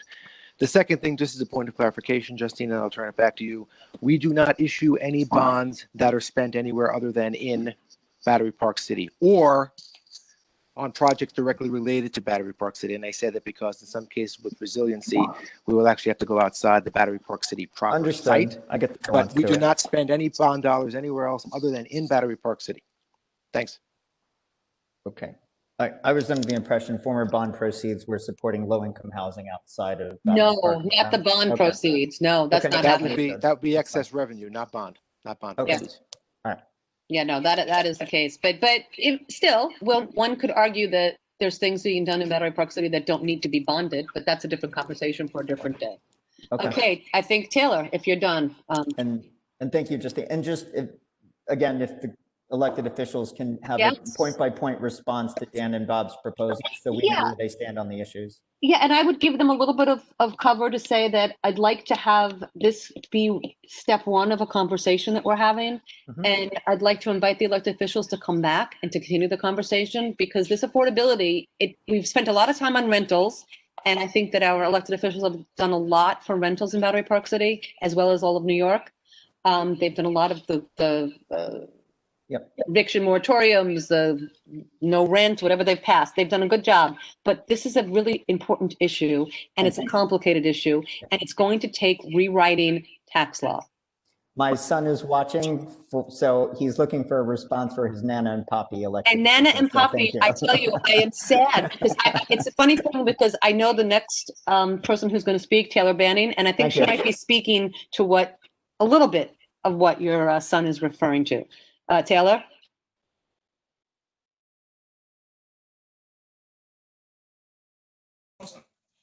Can you hear me? I think I've just been unmuted. You're up. Okay, thank you. Good evening. Happy New Year, everyone. I hope you're staying safe and your mental well-being is as positive as it can be in these trying times. I'm Taylor. I live in Battery Park City. I'm in my 20s and I grew up here. And now as I look to settling down and building a family, I'd like to do that in my home, Battery Park City. And, you know, despite the fact that Battery Park City was made with the intentions of being and providing affordable housing, I can't afford to live here. And my cohort can't afford to live here. So I do thank I want to thank the efforts of the Battery Alliance, homeowners coalitions, and others advocating for affordability in Battery Park City, because we need to take big steps towards affordability here. But I think I'd like to do that in a way that joins us all together on a plan that achieves all of our goals. I mean, two of my big goals would be that Class 2 housing be taxed at the same rate as Class 1 is being taxed now, and that we really need to cap the excess pilot and collection from BPC. And I might be saying all these things wrong, but I think you get my point. And that those excess funds from Battery Park City actually go towards affordable housing. And I guess I'd just like to add that I take some issue with, I think it's Save BPC's website's critiques of Battery Park City. And I'd like to say that, you know, aside from this community being one of many people who stayed and rebuilt our home after 9/11 together and continue to support each other and cope with lingering health issues and being like a beautiful family that I want to continue to build with and on together with my family. I think a big part of why Battery Park City is a home for me is because of Battery Park City Authority's management of it. You know, two examples that really stand out for me have been the Battery Park City Parks team, who I think do an excellent job making our parks beautiful and responding to weather really fast and safe. You know, another example would be Nick's personal support and the Battery Park City's broad support of our census completion this year so that our neighborhood could get counted, which is a great privilege. And so I can say, you know, with the Battery Park City's management, I feel I've been so privileged to grow up here, and I would be honored and privileged to continue to live here as an adult, raising my own family. And I believe that the Battery Park City Authority has been committed to making my quality of life better every day. So I really thank you all for that. And I do believe that you guys try to listen and work and hear our direct needs as a community. So in that vein, I think we all have a lot of work to do on affordability. And I do call upon all of us and the Battery Park City Authority to really step up your efforts to make Battery Park City affordable for all of us, including people like me. Thank you and have a good night. Thank you so much, Taylor, for sharing your thoughts and your opinion. And I value it. If anybody has anything to say on the board, official want to speak. Yes. I believe Patrick Smith. Oh, perfect. Let me just try. Perfect. Yeah, I'm not seeing it, but yes. Thank you. He didn't raise his hand, but I did make a note of it. One moment. Mm-hmm. Hello, you're unmuted. Thank you very much. And thank you, Justine, for convening this session. Thank you to Dan and to Bob. I am not speaking as a board member of the Homeowners Coalition. I just joined that board a month ago, and it would be presumptuous. I am president of Battery Point. I was involved in the ground rent negotiations 2009, 2011. and we had Sheldon Silver in our corner, and that made all the difference in the world. And no fault to Bob and the hard work they've done, but they've been talking with the Battery Park City Authority for 3 years, and here we are. Without the support of our public officials, without the solid, aggressive support of our public officials, this doesn't move. And I would ask of this community board, resolution to Senator Kavanaugh and to Assemblymember New that they are going to wade in on this. They're going to support the efforts of the coalition to negotiate a settlement on the ground rents. And I would ask the resolution, give them 60 days or 90 days, however genteel you want to be, to come back to you and report what they're doing. I would ask this board, this committee, for a resolution to Council Member Chin, wonderful, dedicated person. And in this last year of her great career of service, that she worked to fix this issue of ground rents not being accounted for in real estate assessments. This is something that a dedicated and very smart city council member can advance. And here we are in front of this community board.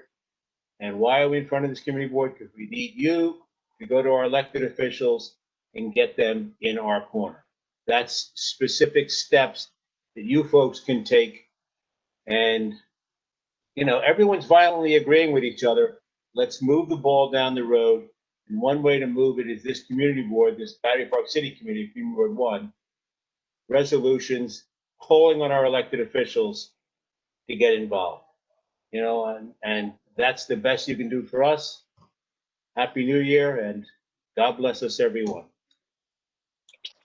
Thank you so much, Pat. I really appreciate that. And yeah, your points are very well taken, because I am so happy that the elected officials that have called on and signed on are listening, and that their representatives are here, because as well as the folks you've named, I also would say that the mayor is not here. The mayor's office is not here. I don't know how to invite the mayor's office to come here, but I would like that to be part of the conversation, because the city.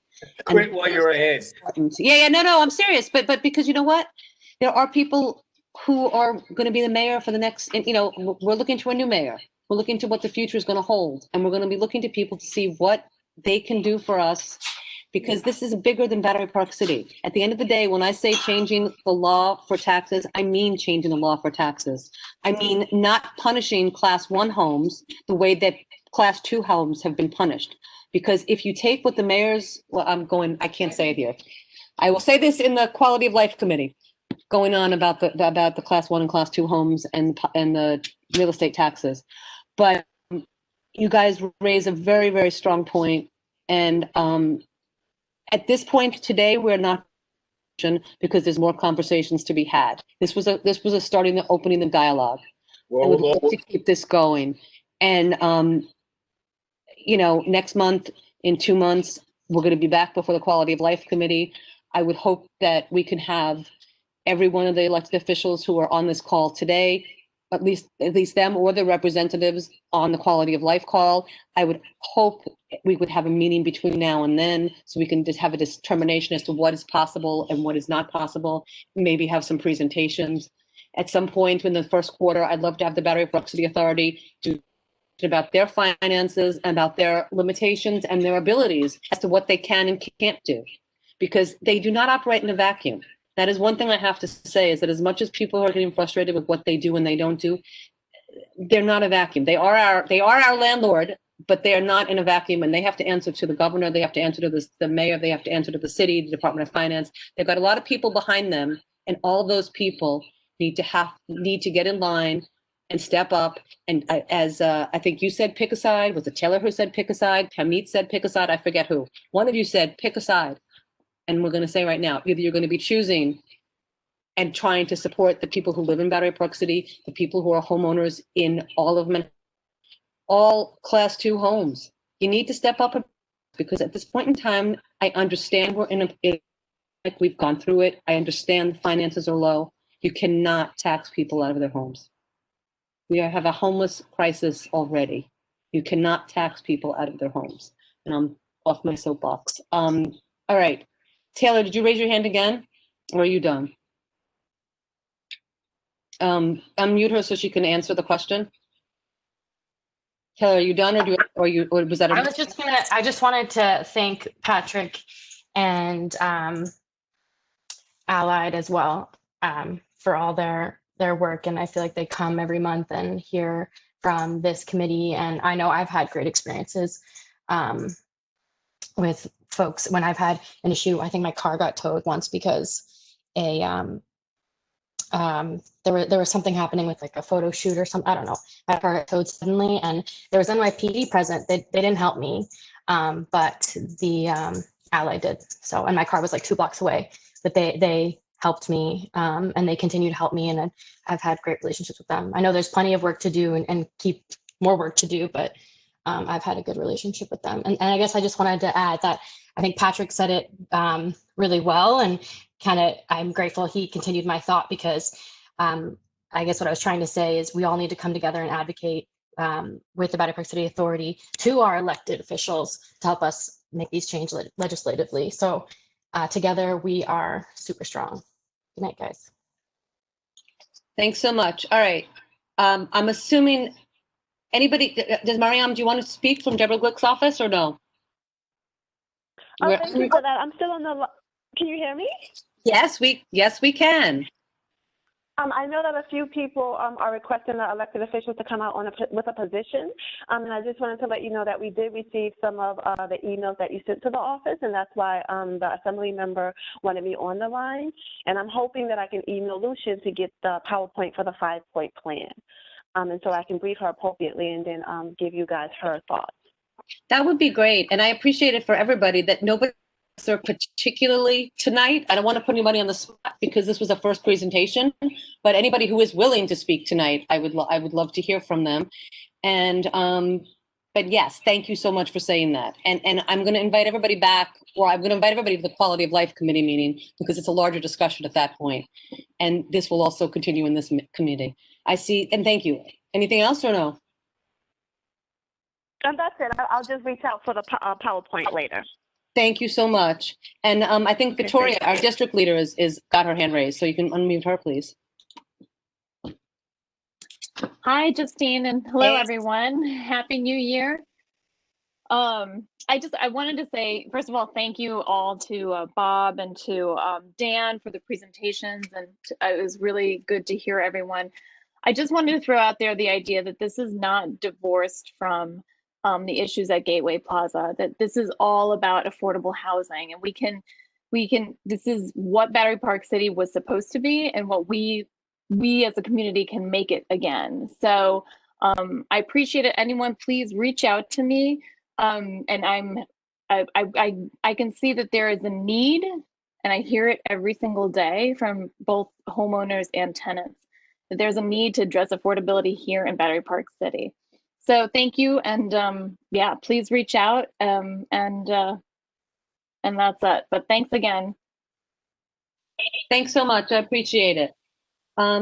Okay, if there's nobody else, anybody on the board want to have anything to say, or yeah, no, I don't see anything. I see nobody. Robert Zach raised his hand again. I will talk to Robert Zach. Go ahead, Bob. Thank you. Can you hear me, Justine? Yes, sir. Okay. Thanks. Very briefly, if any of the representatives from our elected officials would also like a copy of the presentation that we gave to Senator Kavanaugh, which outlined our goals as well, I'm happy to do that. I did contact a number of you previously, and I think things got lost in the pandemic. But if you can possibly reach out to me through Justine, I'm very, very happy to send you that and spend as much time on the phone or however with you as you can tolerate to bring you up to date on our discussions with the authority and what our goals are as well, which are not dissimilar to what you heard from Dan on the Battery Park City Alliance as well. Yes, Thanks. you guys are on the same page, really. One of you just is pushing one way, pushing the other way, but at the end of the day, you're trying to help us. So thank you both. Let's see. I saw Bob Schneck's hand, and then maybe we'll shut this down and maybe do a quick talk about Oval Park afterwards and turn this off. So thank you. I just wanted to say that I felt very comfortable with the position that Pat Smith offered us. I really think it's the most general and allows us to involve the electeds. But again, I think we had two positions presented tonight. Reconciling them into something bigger that everyone understands is important. And there might be other people who have positions. So I think our job is to kind of put together a master perspective on all this and try to somehow or another start to share it with property owners and renters in Battery Park City. And that's my hope. Yeah, no, Bob, that is excellent. I agree with you. I think that I might call upon the a combination of the condo owners who are on our board as well as the renters who are on our board, because the affordability in Battery Park City is twofold, and attacking it individually isn't helping anybody. It's got to be a full-on attack to figure out how to help everybody. So I agree with you, and I think that more conversation is necessary, and I'm going to hope there's going to be more engagement from our committee, and I certainly am very engaged. And my 2 cents as I close out this conversation is 300 million is enough. That's it. Just as a parting shot, we have to get BJ over here. Yeah, we do. He's going to come though. Sorry, dog needed a little love. He's going to come, and we are going to have a meeting. We've talked about this already. They just want to give it a month or so, and I appreciate that. But he needs to come back because he did a really great job of explaining the ground rent and the situation. And so, yeah, BJ needs to come back. Thank you. Nick, do you have anything to say? I don't think so, but I think if well, go ahead. Just a few things, and thanks everyone for the conversation. This is obviously always very enlightening. I'm here obviously to listen, as I am every month. I would add a couple of things though, just for points of clarity for the group, and so it's reflected in the record. I know Pat had made a remark that we're all kind of sitting around violently agreeing with one another, and I would like to also say for the record that yes, I am also, and the Battery Park City Authority is also, violently agreeing with the fact that fair market value ground rent resets are untenable, and they need to be fixed. So to that end, for the benefit of the committee and for the public record, I will again repeat the latest proposal that we had sent over to our partners at the Battery Park City Homeowners Coalition. We actually sent this in mid-December, so I know there was some concern about our response. We're actually now on the part where I think we're awaiting a response from them, but this is all kind of part of the process, which unfortunately isn't always as quick as we'd like it to be. But we want to make sure we're being as thoughtful and as responsible as we can be with public dollars and public land. So for the benefit of the committee, and Bob, who's always a real gentleman, I know, had said this, and again, I couldn't agree more. I might have gotten the quote exactly right because I scribbled it down, but quote, the most important issue for us is the fair market value rent reset provisions in the ground leases. Yes, concur, 100%. That is why in our latest proposal, we have proposed eliminating, I repeat, eliminating the fair market value ground rent resets through lease expiration in June 2069 for all buildings that accept these terms. Okay? Yes. Second part of that is maintaining the current ground rent schedules for all buildings through the next scheduled fair market value rent reset date. Now, I think as Dan had mentioned before, or perhaps Bob did, there are 18 condo buildings, 3 of which have rent reset dates in the next couple of years, River and Warren being the first one in a couple of months. And then there's one in 22, 24. And then the rest of the buildings don't start coming due until 2030, 2039, et cetera. So it's not tomorrow. Some of them, it's very close. Some of them further out. Nonetheless, as of the reset date, then, the buildings would start on a fixed ground rent escalation schedule at approximately 3% per year through lease expiration date in 2069. That is roughly equal to the projected rate of inflation. So again, that's important because we agree. fair market value based ground rent resets are untenable, 100%. And that is why we have been, are, and will continue to be incredibly committed to making sure they are done. So if you want them eliminated, yes, we are saying yes. Take yes for an answer. We want to eliminate them as well. But we have to have them eliminated without some of the strings. Not all, but some. The package would be that we introduce a set of transaction fees that would allow the authority to participate in what we all presume would be the value created by eliminating the fair market value rent resets themselves, which was, I mentioned before, an 8% transaction fee on the first sale of each unit, and then a 1% after that. Let me just. I just want to say one thing. Think about a different picture. So the value added by eliminating the resets would be that this community flourishes, thrives, and is maintained. By not eliminating the reset, the community dies. That's the value added. You don't need the extra thing. And I'm not saying no ground rent. I'm not saying no money for you guys. I'm not saying that. But think about that as your value add, because explain it to me. The transfer taxes is not going to happen. It's not good. The thinking behind it is, and what we've heard time and again, including a number of times tonight, is that the priority for us are the people who live in Battery Park City and who want to stay in Battery Park City. So the idea of the 8% transfer tax is this is public land, right? If there's going to be a substantial increase in it value, and then that land is then sold, or that unit is sold, the authority, because it is a public entity, would need to at least recoup some of that benefit. And if we want, are you doing that with Gateway? Are you doing that with PRA? Are you doing that with all the other commercial tenants that are? I mean, again, you don't have to answer me, Nick. This is I'm being challenging and aggressive right now. So the idea there is. But all those places have gotten. Well, Gateway is separate because it's a rental building. In any event, so the idea there is, if you want to stay in Battery Park City, the 8% wouldn't apply to you anyway. And in fact, when people sell, that would help us then make sure that the rent resets that are being eliminated can be paid for by the people who are otherwise leaving Battery Park City, benefiting people who want to stay. Anyway. No, I understand what you're saying, but that's an interesting concept, but it's a flawed concept because. Yeah, look, again, I don't want to. Yeah. I wanted to relay what the thoughts were. What the thoughts were behind it, but yeah. And then the sustainability is a really good point that Bob made as well. Again, what we said, the part of what we said in our proposal was those were the three main points. And the last one was setting sustainability targets for each building to be described further as we continue to converse about it. Again, we have a 10-year sustainability plan that we had issued along with green guidelines and an implementation plan. We've met with building managers toward the end of last year. We will continue to do so now as the year starts off again. I've sat down with Pat about this, who has a great interest in sustainability and has done some great work in his building himself. But yes, the Climate Mobilization Act is a real thing, and every building across the city is going to incur costs. What we are saying as an authority is we have the ability here now to bring all the buildings together, apprise them of resources, make them aware of other grants and other opportunities that may be available. All the proposal said is setting sustainability targets. So by a certain date, you might want to be in a certain place. We're trying to have the buildings help the buildings get to a place where they need to be, because without the authority, guess what? They're still going to have to spend this money.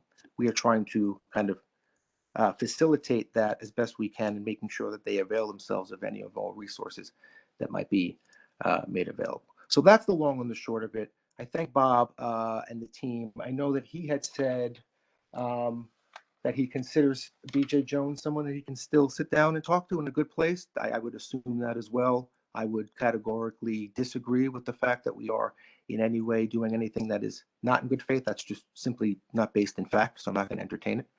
But we do look forward to the coalition's response. I think Bob had said they were putting that together, and we will look forward to reviewing it with interest. Thank you. Thank you, guys. And thank you, Nick. I appreciate it. All right. I'm not looking at participants. Lucian, are we able to close this down and just talk quickly about Oval Park? Yeah, I'll just say that there are 2 hand raises. Oh, okay. Please call on them. I didn't see them. Sure. We have Matthew Fenton and Daniel Ackerman. All right. Let's do Matthew Fenton first, then Daniel Ackerman. Okay. Matthew, you're unmuted. Can you hear me? Great. Nick, two questions. First, why the disparate treatment here when Peer A, for whom you are the landlord, as you are for the condo owners here, said that their lease was untenable just for the asking, the Battery Park City Authority did not limit future rent increases, did not freeze rent, but cut their rent by 1/3. Second, please respond to the analysis that would say your 8% and 1% flip taxes are not participating in increased value that you're creating because you are not creating increased value. Merely what you are doing is stanching the hemorrhage of decreased value created by leases that are unconscionable, untenable, and unrealistic. So there's no increase in value here. What you're doing is decreasing the decrease in value. These things are falling off the edge of a cliff because these leases have no basis in reality. Please tell me what you think. Okay, hey Matt. So for PI, and I'm far from a real estate expert, certainly. I know enough to know what I don't know, except to say that commercial leases and residential leases, I think, are not entirely comparable, not entirely disparate, certainly, but not entirely comparable. Having not been deeply involved in that, I don't want to comment more on it because I'm not knowledgeable. Well, I think we need some insight there because, as Bob Zach said, these nutty residential leases are modeled on commercial leases. But even if we were to stipulate, and I grant you that there are some differences, Yeah. what you're doing here is giving the preferential treatment to commercial leases while giving the shaft to residential leases. If anything, given the authority's original mission, what you should be doing is breaking a sweat and working overtime to do everything possible for the residential leases and telling commercial leases, look, if you made a bad investment or a bad deal, tough luck, live or die by it, but that's just the way it's going to be. And at the end of the day, you're doing exactly the opposite, it seems to me. Okay, I'll take it back. Thank you. That's the answer? Yeah. Again, I can't. I hear what you're saying, Matt. I'm not the person to answer that with any kind of level of knowledge that isn't already. Does that mean at the next meeting you will be able to speak on behalf of the Battery Park City Authority? Matthew, let me ask that if it's not the next meeting, it will be a question that we will be posing to BJ. Okay. You should, absolutely. But there's also the other question. And what's the second question? Exactly something that should come up. You're not participating in increased value because you're not increasing value. You're decreasing the decrease in value because these things are falling off the edge of a cliff as a result of unconscionable, unrealistic leases. So what is the rationale for trying to pick the pockets of condo owners with this flip tax? The idea that you're increasing value and you should be partners in that is a fantasy. You're not increasing value. You may be putting a Band-Aid on a hemorrhage in terms of limiting the decrease in value, but that's not a boon or a giveaway. Which you said a lot nicer and more technically than I did. But what I also would throw out there is as long as there's the 2069 end date, value is decreasing. So there's no increase in value because the closer we get to 2069, there's no value. Every day that goes by is we offer less value to the people who buy our homes.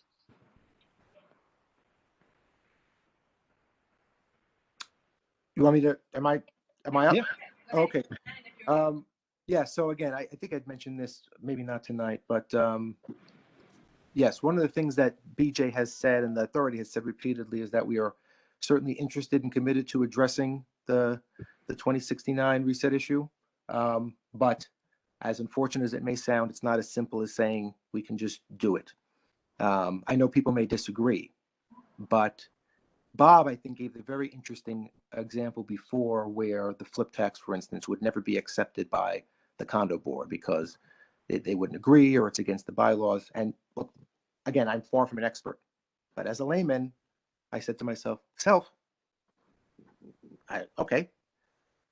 Now, one condo board in one building, multiply that now by the number of players that would need to be involved in extending the ground lease, not just BPCA. Again, not as simple as it sounds. So if it's too complicated for one condo board to do, then multiply that out by all the many considerations that we need to be taking place in that. Again, not that we're not committed to trying to do it, But what we're trying to do is put the fire out, as everyone here has violently agreed to, is the issue, which is fair market value ground rent resets. And we are saying, yes, we agree.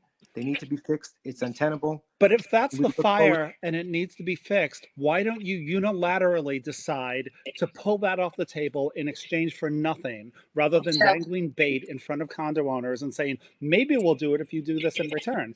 Look, If that is indeed a I know fire, it- why don't you just put out the Okay. fire department, when they respond to a fire, don't say, oh, well, have you paid your water bill and are you up to date? They just put out the fire. If this is indeed a fire, Okay, why not put it out?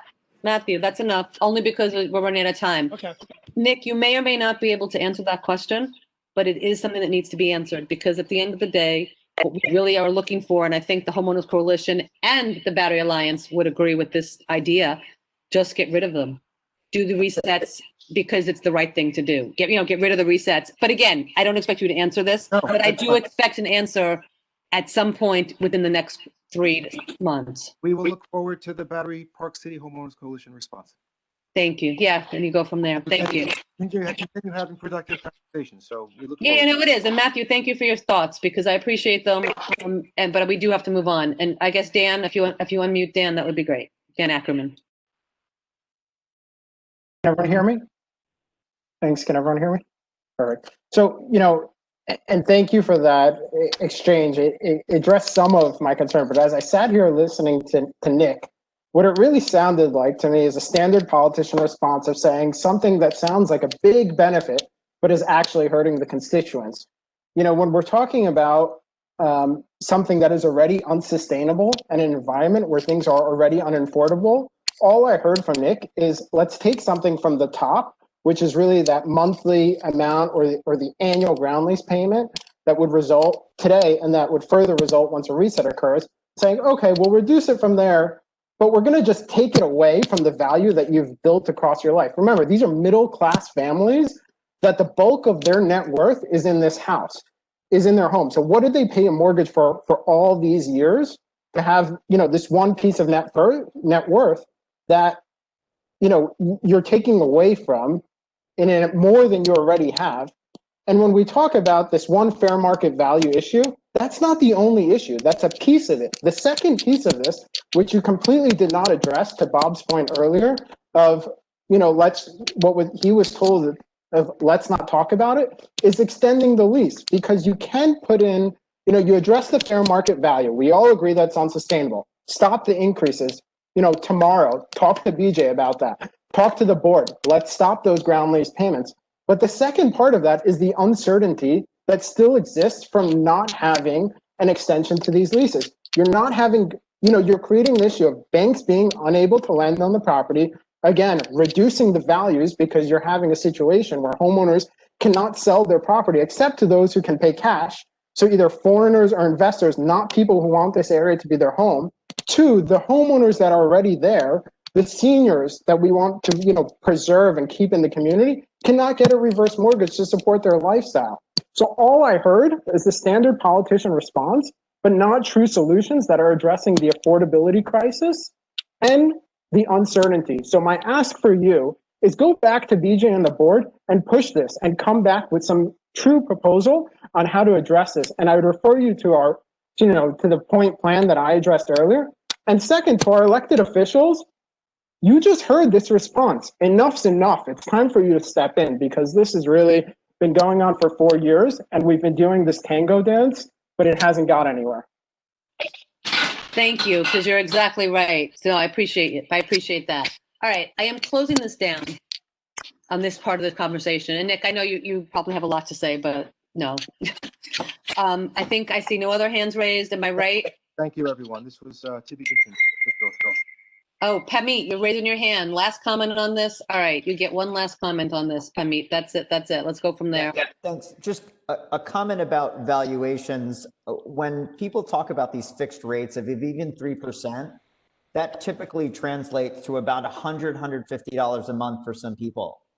In terms of real estate valuation, that basically takes off $40,000 to $60,000 of resale value, because when loans go out, there's a fixed amount that people get approved on, and that amount includes the mortgage plus the property tax. So if you have $1 million condo and there's, you know, an $8,000 budget to that, when you increase property taxes by $100, I, as a seller, cannot sell my unit for $1,040,000 to recoup that, because you've degraded the value of the equity in a home because you raised the property tax. That has to be part of these conversations and can't be ignored when we're just looking at taxes. You have to look at the equity degradation that happens as a result of that. Thank you. No, thank you, Pamit. Please join these conversations, because that is a very good perspective that not everybody has. So I appreciate that. Okay, now, are we done? I think we are. Matthew Fenton, I see nobody else. All right, let me talk about Oval Park for 10 minutes and maybe close this down by 8:30. Would that be something that's possible? So, Lucian, if you pull up the, oh wait, do I have to? I have an 11-page report to go through. Oh, God help me, I'll kill you. Yeah, go ahead. I'll kill you. Oh, yeah, it's true, we have the reports. Okay, so we'll go quick. Oval Park, I just want to call on the people who live in Gateway on our board, and also people in the community who are online, to talk about Oval Park, which is the Oval Park is Brookfield Properties, the circle park that's in front of La District, and the signage that's there. So I'm not going to make it into a resolution, I don't think yet, because I've heard from Alex that he would take into consideration our discussion at this meeting and see if he would do something that maybe would change it. But what I noticed, and actually Tammy brought it to my attention first before I noticed it, was that the sign that they've put up now that the park is open, thank you, Lucian, is that it says this was not the usage they promised. No dogs, yeah, we were good with that. But no running and no ball playing on the lawn, that is not what happened here. This was a place where little kids would play, they'd throw a ball, they'd run. You're not going to play a soccer game here. Adults are not going to be playing a game here. You're not even going to even throw a frisbee here. It's just not big enough. But it's a place where people could do more than just lay on a blanket. And so I personally am not okay with this sign, and they're on every entrance to the grassy area of the park. And I'd like to hear what other people on the board have to say about this. Anybody? I'm looking for participants. I'll address it. I agree with you 100%, Justine.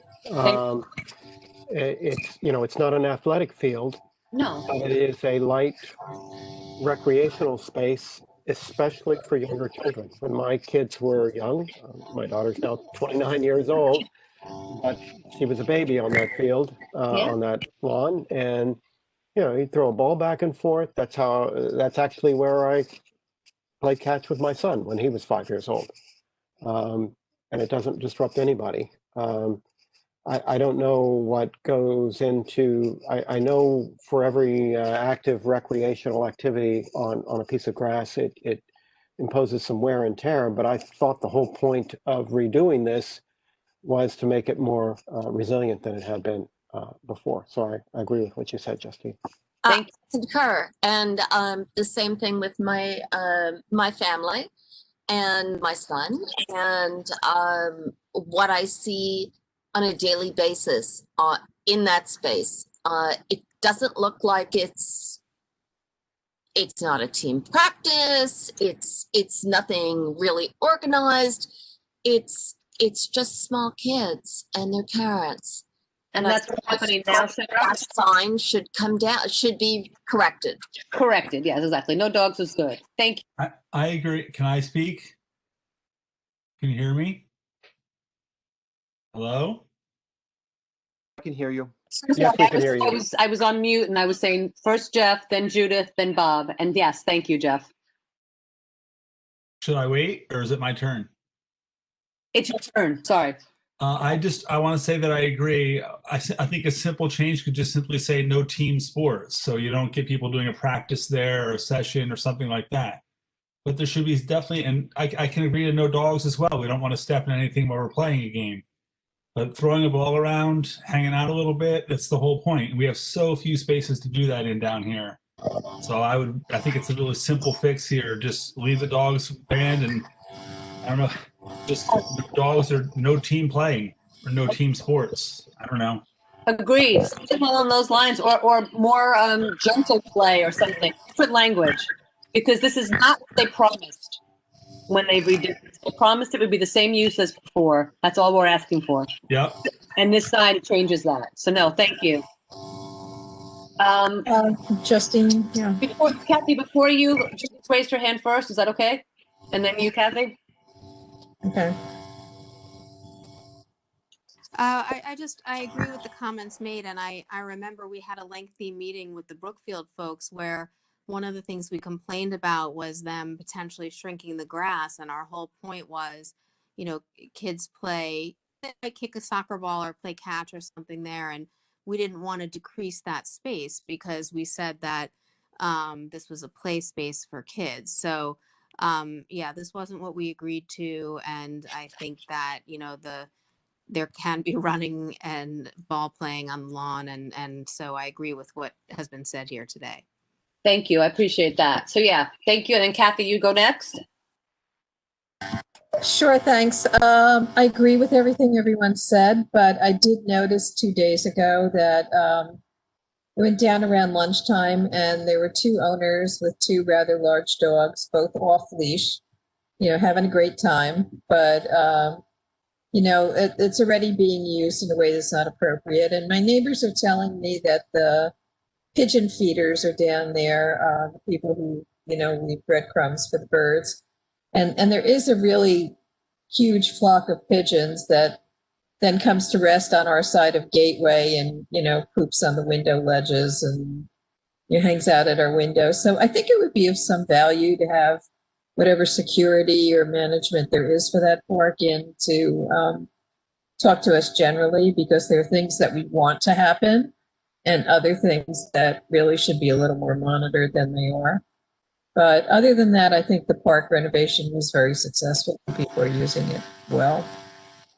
Thank you. Thank you, Kathy. That makes a good point. So Nick and Lucian, can we take these 2 points and bring them forward? Number one, we want Alex to come to the meeting next month and let him know what we're saying about this, that no dogs on this lawn. We want the sign changed because it should be, there should be some sort of small children play, but I don't know how they write that. Like as Jeff Myhock said, maybe no team sports. Yeah, you could say parental play only, no team sports or something Yeah, exactly. like that. Something along those lines. So fix the sign. But then also, I like what Kathy said about asking Brookfield Security to come. Because Brookfield Security is, I believe, and Nick, you can correct me if I'm wrong when you do your report, which I'm going to give it to you in a minute to do. I think Brookfield Security is the one who polices this place. And so they're the ones who should be saying, get the dogs off the lawn. Bob, you're not raising your hand, are you? I'm unraising it. I agree with everyone else, and I just wanted to witness what was said at those meetings. And this isn't in the spirit of that. So crafting some new wording and some new intent is really important. Perfect. Okay, that's fine. Can I just make one comment about the security people, though? I mean, I Yes. agree with what Kathy said, and however, from long experience, I know that more security, almost 100% of the time, means cracking down on the lawful but maybe borderline uses and the complete ignoring of the uses that we don't like. And so what you're going to end up finding is that they're going to be telling young parents or nannies or whatever that their children are playing too aggressively, and the dogs will still be running around. So I'm not saying don't say no security or whatever, but I'm just sort of saying tread lightly in that area, because inevitably they crack down on the lawful and meek and let the aggressive continue to be aggressive. That's a good point. Yeah, I'm not sure that I really meant security. I assume that there's management at some level that's not necessarily in uniform. Oh, well, Like in charge of but it's going to be telling management on some level is going to be telling the security who are there get the dogs off the lawn. So, I mean, we're not doing it right now. We're just going to we're talking about this now, and I think we can push it off. And if we have to do a reso by next month, but let's just pay attention. And I guess I call on the Gateway folks to look out their windows and walk by, because I tend to walk along the Esplanade and not front and front there. So those folks who are there and close, keep an eye on it and let us know what's going on. And in the meantime, the sign needs to change. That's a given. So if Alex can't get that done, or we can't get a commitment from him to get that done, then we'll do a reso. Does that make sense with everybody on the board? Makes sense. Yes. Okay. Yeah. All right. Move this Yes. to Nick. Nick, you've got 2 minutes. Patrick, you've got 2 minutes, and let's go. How's that? Too many hours I spent over this report. I know, right? That's all you get. All you get is 2 minutes. Let's go. I will hit on kind of the highlights. Lucian, so you can go through page 1 has been kind of the headline of my reports of every month since April, depressingly, but necessarily has been COVID. So there's information there on the vaccine, which, as we all know, 2 have now been developed. You can click there to see phases of vaccine distribution and am I eligible. I won't go into it, but you guys can read it at your leisure. Next page is where we're tracking daily the percent positive rates in Battery Park City. We remain well below the citywide average, albeit with an uptick in the south neighborhood. Yeah, we did uptick this month. Probably after, or as a result of kind of the Christmas holiday. The north, very interestingly and gladly, is at the past 2 days is at zero positive tests over the last, I guess, 8 days now, from the 27th to the 3rd. Justine, you had started the meeting with this. I'll make this brief. We reprinted our statement on the passing of Anthony here, but very briefly and for the record, I'll read a portion of it. We're deeply saddened by his passing, and we remember him for his wisdom, his kindness, and consensus-building approach in a world where such traits are all too rare. So we mourn, but we also celebrate his life as a fighter and a leader in a community he loved dearly and one made better for his efforts. So thanks for that. And thanks to Lucian and to Jeff, who I was able to kind of reach out to as well to maybe get a little bit more of a sense of the man as we were trying to craft these words. We'll miss him. Top of page 3, you'll see there was a... Thank you for those words, Nick. Thank you. Thank you, guys. There's a picture there of Anthony presenting BJ with a plaque for BPCA's 50th anniversary in June of 2018, which was a nice touch. And again, I'm glad I got to know him. BPC blood drive. This is a big one. So again, we put this in every month, but the need for blood is acute in New York City. Our next Battery Park City blood drive is January 20th, 10 to 6. I'm sorry, 12 to 6 in 6 River Terrace. You have all the rest of the 5 blood drives we did. We've collected over 400 units so far. So thank you to the BPC seniors and to Parks team, the blood center, and to Assemblymember Glick, who's come once or twice to support as well. So thank you for that, Miriam, if you're still on. Justine, what I did here is we're going to do a larger budget presentation as we had discussed. But what I did last January, and I repeated it here with the updated numbers, was just giving you an idea. In the middle of page 4 there is the net operating results summary for the year. Excess revenue was $230 million. That's the money we have left over after our operating and our debt service. And then of that, you will see 80% of that excess revenue goes to fund pilot, which is payment in lieu of taxes. The remaining 20% goes to the joint purpose fund, which upon request supports affordable housing in the city of New York. So it does go for affordable housing, a smaller percentage than the pilot. And that's part of the buckets, the joint purpose fund is the bucket, and now it's going to affordable housing. That's one of the buckets, right? Thank you. Yes, of course. And we'll do a much deeper dive on that as we go. But I know I put it in last year, so just to give you a flavor of the excess revenue last year was $230 million through to the city of New York. Okay, can you all hear me still? Yeah. Okay. This was just a fun one I did, but there was a comment before about us not maintaining the property, which again is just grossly inaccurate. So this was a fun one. Same day service. On December 28th, we got a note from the resident manager of 225 Rector, actually, that a luminaire had been broken. And by that afternoon, it was fixed, thanks to the incredible work of our parks operations team. And the quote from the resident manager was, "Wow, that's fast service at its best." So we were happy to do that. Again, every little bit counts, and we want to make sure this neighborhood is as livable as it is and remains the best neighborhood in Battery Park City, in New York City, which we certainly think it is. Empire State Trail, that's the top of page 5 there. I won't bore you with all the details, but there's some gorgeous pics, including BJ pointing to the kiosk. For those of you who are interested, the southernmost gateway on the 750 mile Empire State Trail starts right here in Battery Park City on the walkway just south of First Place. So if you're stepping off there, you go south, you're at the bottom, you go north, you can go up to Albany, to Buffalo, and then up to Canada. Really exciting. And we hope as people continue to get out and stay safe, they can enjoy that starting right here. We spoke last month at the top of page 6, Lucian. This was another example of our very productive relationship with you all about keeping the park lawns open for the winter.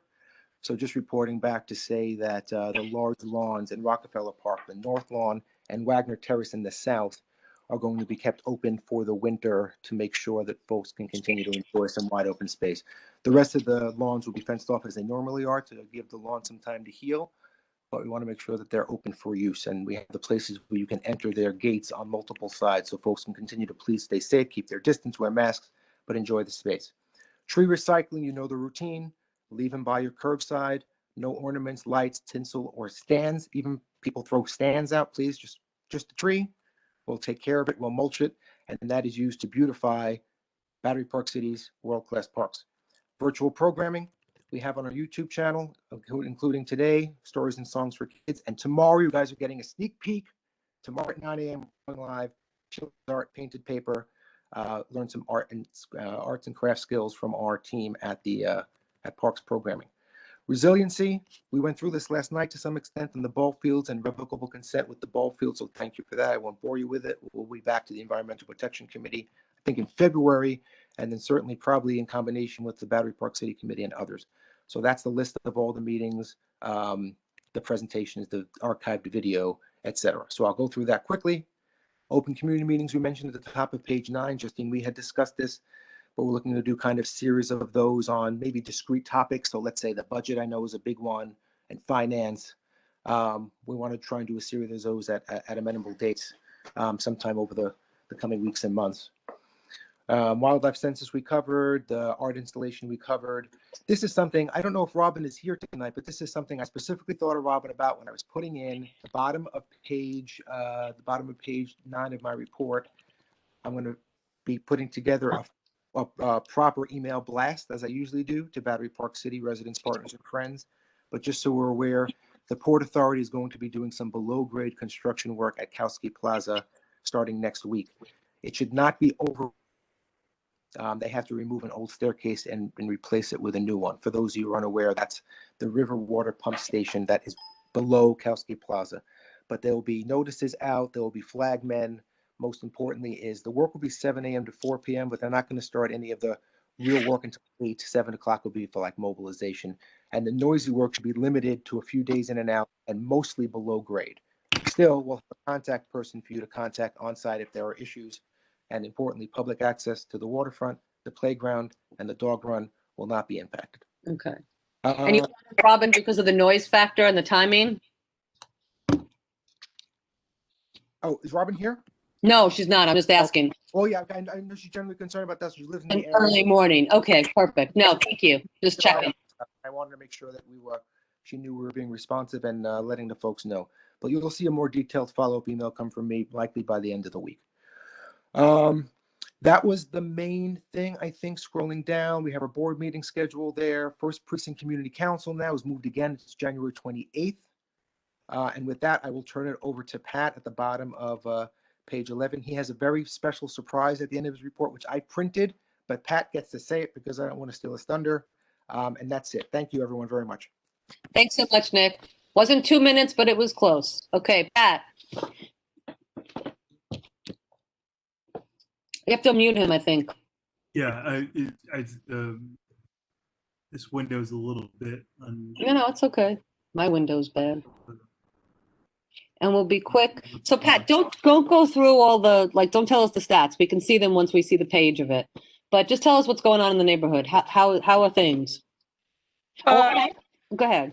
Can you hear me now? Yes, we can. Okay.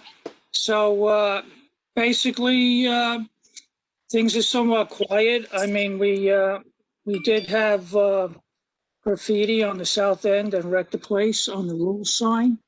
Pretty much a message as to what they thought about the rules. About the rule, the rules. Yeah, yeah, Okay. the rules. You know, in Teardrop Park, we had some teens that were throwing 2-liter Coke bottles at the building. You also had a union protest in front of 200 Liberty Street. From our understanding, was dealing about healthcare. Oh. And the FDNY fire pull station at Battery Place in Liberty, somebody pulled it, so it was an unnecessary alarm. So that's pretty much what went on. And during the month of December, we gave out 198 masks. Nice. Out to the community. So I want to report one thing that happened. Maybe December 31st was a car window was smashed right in front of the Jewish Heritage Museum. Really? My car. Yeah, my car. Your car? Yeah. So I told the guys downstairs. So two things I want to say, and I think Alexi is gone too. So I told the guys downstairs, your allied guys, and they said we'll make a note, we'll make a report of it. And they told me to call 911 if I want a real report, and I will eventually get around to doing that. But whatever. But yeah, smashed to hell. Taylor seems to think that it was weather related, but I don't think so. It was just the back window is gone. So I think that's an interesting thing. And I was wondering if anybody else had reported anything or anything else was going on with that. No, we didn't have any smashed windows, any place else other than your car. Sorry to hear about that. Yeah. The last time that we had it, there was somebody and they broke about 4 or 5 windows. Yeah, in this neighborhood, right? Right, that was up in the north end. Mm-hmm. That was a while back, and the police made a report on it. I think they made an arrest on it back then. Oh wow! So as far as it had something to do with the protests that were going on in the neighborhood, from what I understand. So don't know that much about it, but back then it was when the height of the protests were going on. Sure. So yeah, no, I remember I'd heard about that, but yeah, I know this happened when we went for the alternate side of the street parking to move the car after the snowstorm. We found it on December 31st, so it was a lovely way to end 2020. It was just perfect end. Anyhow, I just thought I'd share that. And if anything else comes up, I will eventually file a police report because it would be a smart thing to do, just to do it. And then what else was I going to ask you? Oh, masked ambassadors. This is one thing I want to say. People wearing masks in the office, coming out of the office. So I know that Alexia has sent emails to you saying they're not wearing their masks at this time. I asked him to stop bothering you and to just send to Kathy and I. So he sent me about 3 emails since in the month of December. Plus, I know when I reported this 2 days ago, people come in and out without masks. They pull their masks down, and it's here I don't have a mask on, but it's if you're lucky, they're like this. And uniform or not uniform, if they're in a building, they should have a damn mask on. I appreciate sometimes you're walking out the door and you got to get yourself situated, whatever else. And I know what I saw, what I didn't see. But I guess what I would ask you to do is speak to them all again and say that as ambassadors, they need to wear masks. And it sucks, but they need to. Okay, what? I know. I'll send just to address that. Okay, the person that sits behind the desk. No, he had the mask on. Person at the desk had the mask on. No question about him. Okay, so I've already told them that if you're behind the desk, there's nobody there and around you. You want to take it off for a breather? Fine. You see somebody approach the door to put it on. You have to realize when they're going in there on their break, and they're going to get their sandwich or whatever.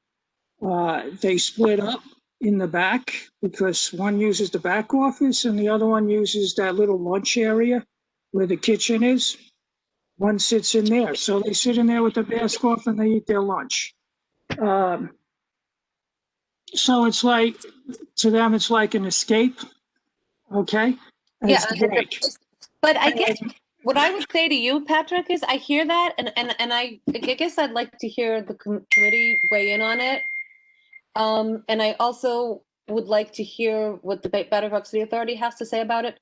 So number one, in South Battery Park City, our numbers in terms of COVID testing or COVID positive tests have gone up. And I mean, you know, I'm going to say skyrocketed.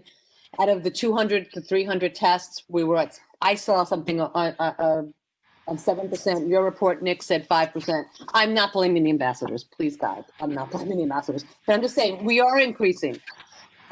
In my world, in my house, I take my mask off. When I'm outside in the hallway, I put a mask on. The fact of them not wearing masks when they're sitting there in the office, but you know, if they're there by themselves, that doesn't help. It's inside. It's not safe. That is not their safe space to be unmasked, is my position. I'd like to hear from the committee. I'd like to hear from the authority, and we can take this up again. So let me just interrupt you there. Okay. Yeah, go ahead. Tell me. I even hate saying this statement because of Murphy's Law, but nobody since the start of this pandemic, any one of my safety ambassadors or supervisors, including myself, has contracted COVID-19. Thank God. During the pandemic. We have the protocols in place. And because of those protocols, okay, it hasn't occurred in our space. Okay. So they know the way that I feel. They know they got to wear their masks when they're not eating or drinking or that stuff. Okay. But when you're in your house, you take your mask off, correct? Okay. To sit down and have dinner. When Yes, you're doing this, you know, when you're doing this meeting, you don't have your mask on. Correct. Okay. Right. Okay. So when they're in a separate room, eating, they don't have their mask on. Okay. Right. When As the person's in the back room, when the person's in the complete back room, eating on a desk, they don't have their mask on either. Okay. So, and they sit there, they make their personal telephone calls there, okay, on their cell phones, and they do their half an hour break there. All right. Mm-hmm. You know, it's I don't know what else to say. I know when they go down and they sit in front of the desk, there's two chairs. When they sit there, they both have their masks on. And that's what you've been telling them to do. Yeah, it's funny. I don't have the answer for it, Patrick. To me, I'd rather see an ambassador standing by himself with nobody around him for like 20 feet, taking his mask down and taking a breath because he's outside and it blows away, versus having the mask off inside. But that's me. I'm not a doctor. I'm not Dr. Fauci. I'm not anybody, and I'm not saying anything. I just would like to, you know, I guess I'm throwing it out there as a conversation. And I think that perhaps maybe we have a conversation offline, but unless anybody on the board, right now I see hands raised, but I don't know if they're raised from before. So if anybody wants to say something, just unmute yourself and say something now so we can be done, you know, early and finish up. I don't want to take time. But if anybody has something to say about this, please speak up. I just note that there are very clear guidelines around mask wearing in the workplace on the New York State Department of Health website. And one of the other issues is, you know, it's okay to have the mask off when you're eating or, you know, drinking, but, you know, are you then socially distanced and 6 feet away? So I don't know the answer to that, but anybody who has any questions can go there and check. I guess I'm bringing it up, Patrick, is because you're getting feedback, you're getting flack from Alexis in the community. What Kathy's raising is something, what I'm raising is something. I think I personally will think twice about into the office, knowing that there are people unmasked in there. I appreciate, and that's me because I'm nervous and I'm crazy and whatever else, or I'm super cautious. I just think that we need to have a plan, and if the authority is you know, having their signs out there with their, you know, wear a mask, whatever else, maybe we need to have some rules, whatever the rules are. Follow the state guidelines, follow the city guidelines, follow this, follow that. And I'm not sure where that falls. Believe me, we're following the guidelines because, I mean, if one person is in the kitchen area, they're allowed in the kitchen area to do what they want. One person's in the kitchen area and the other person's in the back room. They're more than 6 feet away. They're in two separate rooms. And the place is really central air conditioning. They got the fan going. in the supervisor's office and in my office, I purchased fans. And we got the fans going to keep the air blowing out of the offices. So, and the authority has picked up hand sanitizing stations as you enter the door and stuff like that. So, and I picked up some squirt bottles where hand sanitizers goes in. The safety ambassadors on the desk actually sprays the radios and the cell phones with the hand sanitizers in between shifts and stuff like that. That's actually very cool. Good to know. So, you know, we have the protocols in place. We're following the CDC stuff. So, I mean, you know, and from our HR team, you know, we're constantly getting blasts on updates on what's going on. So, I mean, you know, so, you know, I'll speak to them more about, you know, when they're walking up the stairs, you know, to keep your mask on when you're walking up the stairs to the lunchroom. But, you know, tell them to be careful when they see, I mean, realistically, around anybody but themselves, they need to have the mask on. And that might be an answer. But yeah, I appreciate that, Patrick. And I appreciate you saying you're following CDC guidelines. Jeff Mahak, do you have your hand up or is that old?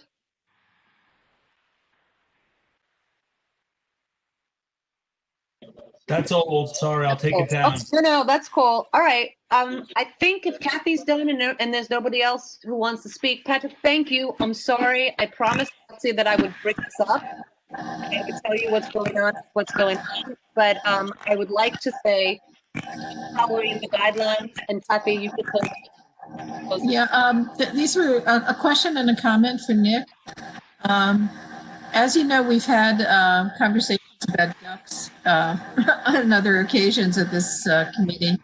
And I, you know, took a walk about a week ago up by the duck pond in Rockville Park. All 40 or so ducks were gone, and it looked like the pond was being drained. And it may have just been like a random afternoon when some maintenance was going on, but I wondered if anything was happening with the ducks up there. And so that's one. And secondly, the day after the snowstorm, there were tremendous icicles hanging from the side of the Brookfield buildings. And from my apartment, I could see South End Avenue. And there were two things going on. One was as the sun hit the icicles and they were melting, they were crashing down to the ground. And there was nothing out there to like warn pedestrians who were walking by that this, you know, 3-foot spear was coming at them. But there were also people like cleaning and scraping on some of the balconies, which are about 15th floor, and they were like shoveling stuff off onto the sidewalk as well. So I don't know who has a word with Brookfield, but you know, I think it was worth mentioning just for safety. And those are my two comments. So. Okay, can you take those? Well, I can answer on the ducks. Yeah. Every day I have a safety ambassador that goes up there and counts the number of ducks. So, you know, they migrate. Some of them migrate, and also the authority does do work in the duck pond. Okay. So as far as I know, nobody scooped them up and took them away or anything else like that. You know, the next couple of days, a couple of them popped back in. The other thing about the ice falling off from the buildings, when the safety ambassadors noticed it, they made reports about it, and they went in and they notified the doorman in some places, and in others they notified the building manager. Okay. Thank you. I'm glad to hear it. Yeah. It's, in all honesty, it's their responsibility to go out and cordon off that area. I mean, we made the notifications. Yeah, I would think so. It was a little scary to watch, but okay, thank you. Yeah, no, thank you, Patrick. Thank you very much. Thank you, Nick. Thank you, everybody on the committee, and thank you all for being here tonight. And I think we can close this down now. Everybody, stay safe. Stay safe, everybody, and Happy New Year, everybody. I forgot to say. Happy New Year. Go Democrats in the Senate. Yeah. Yes, yes, yes.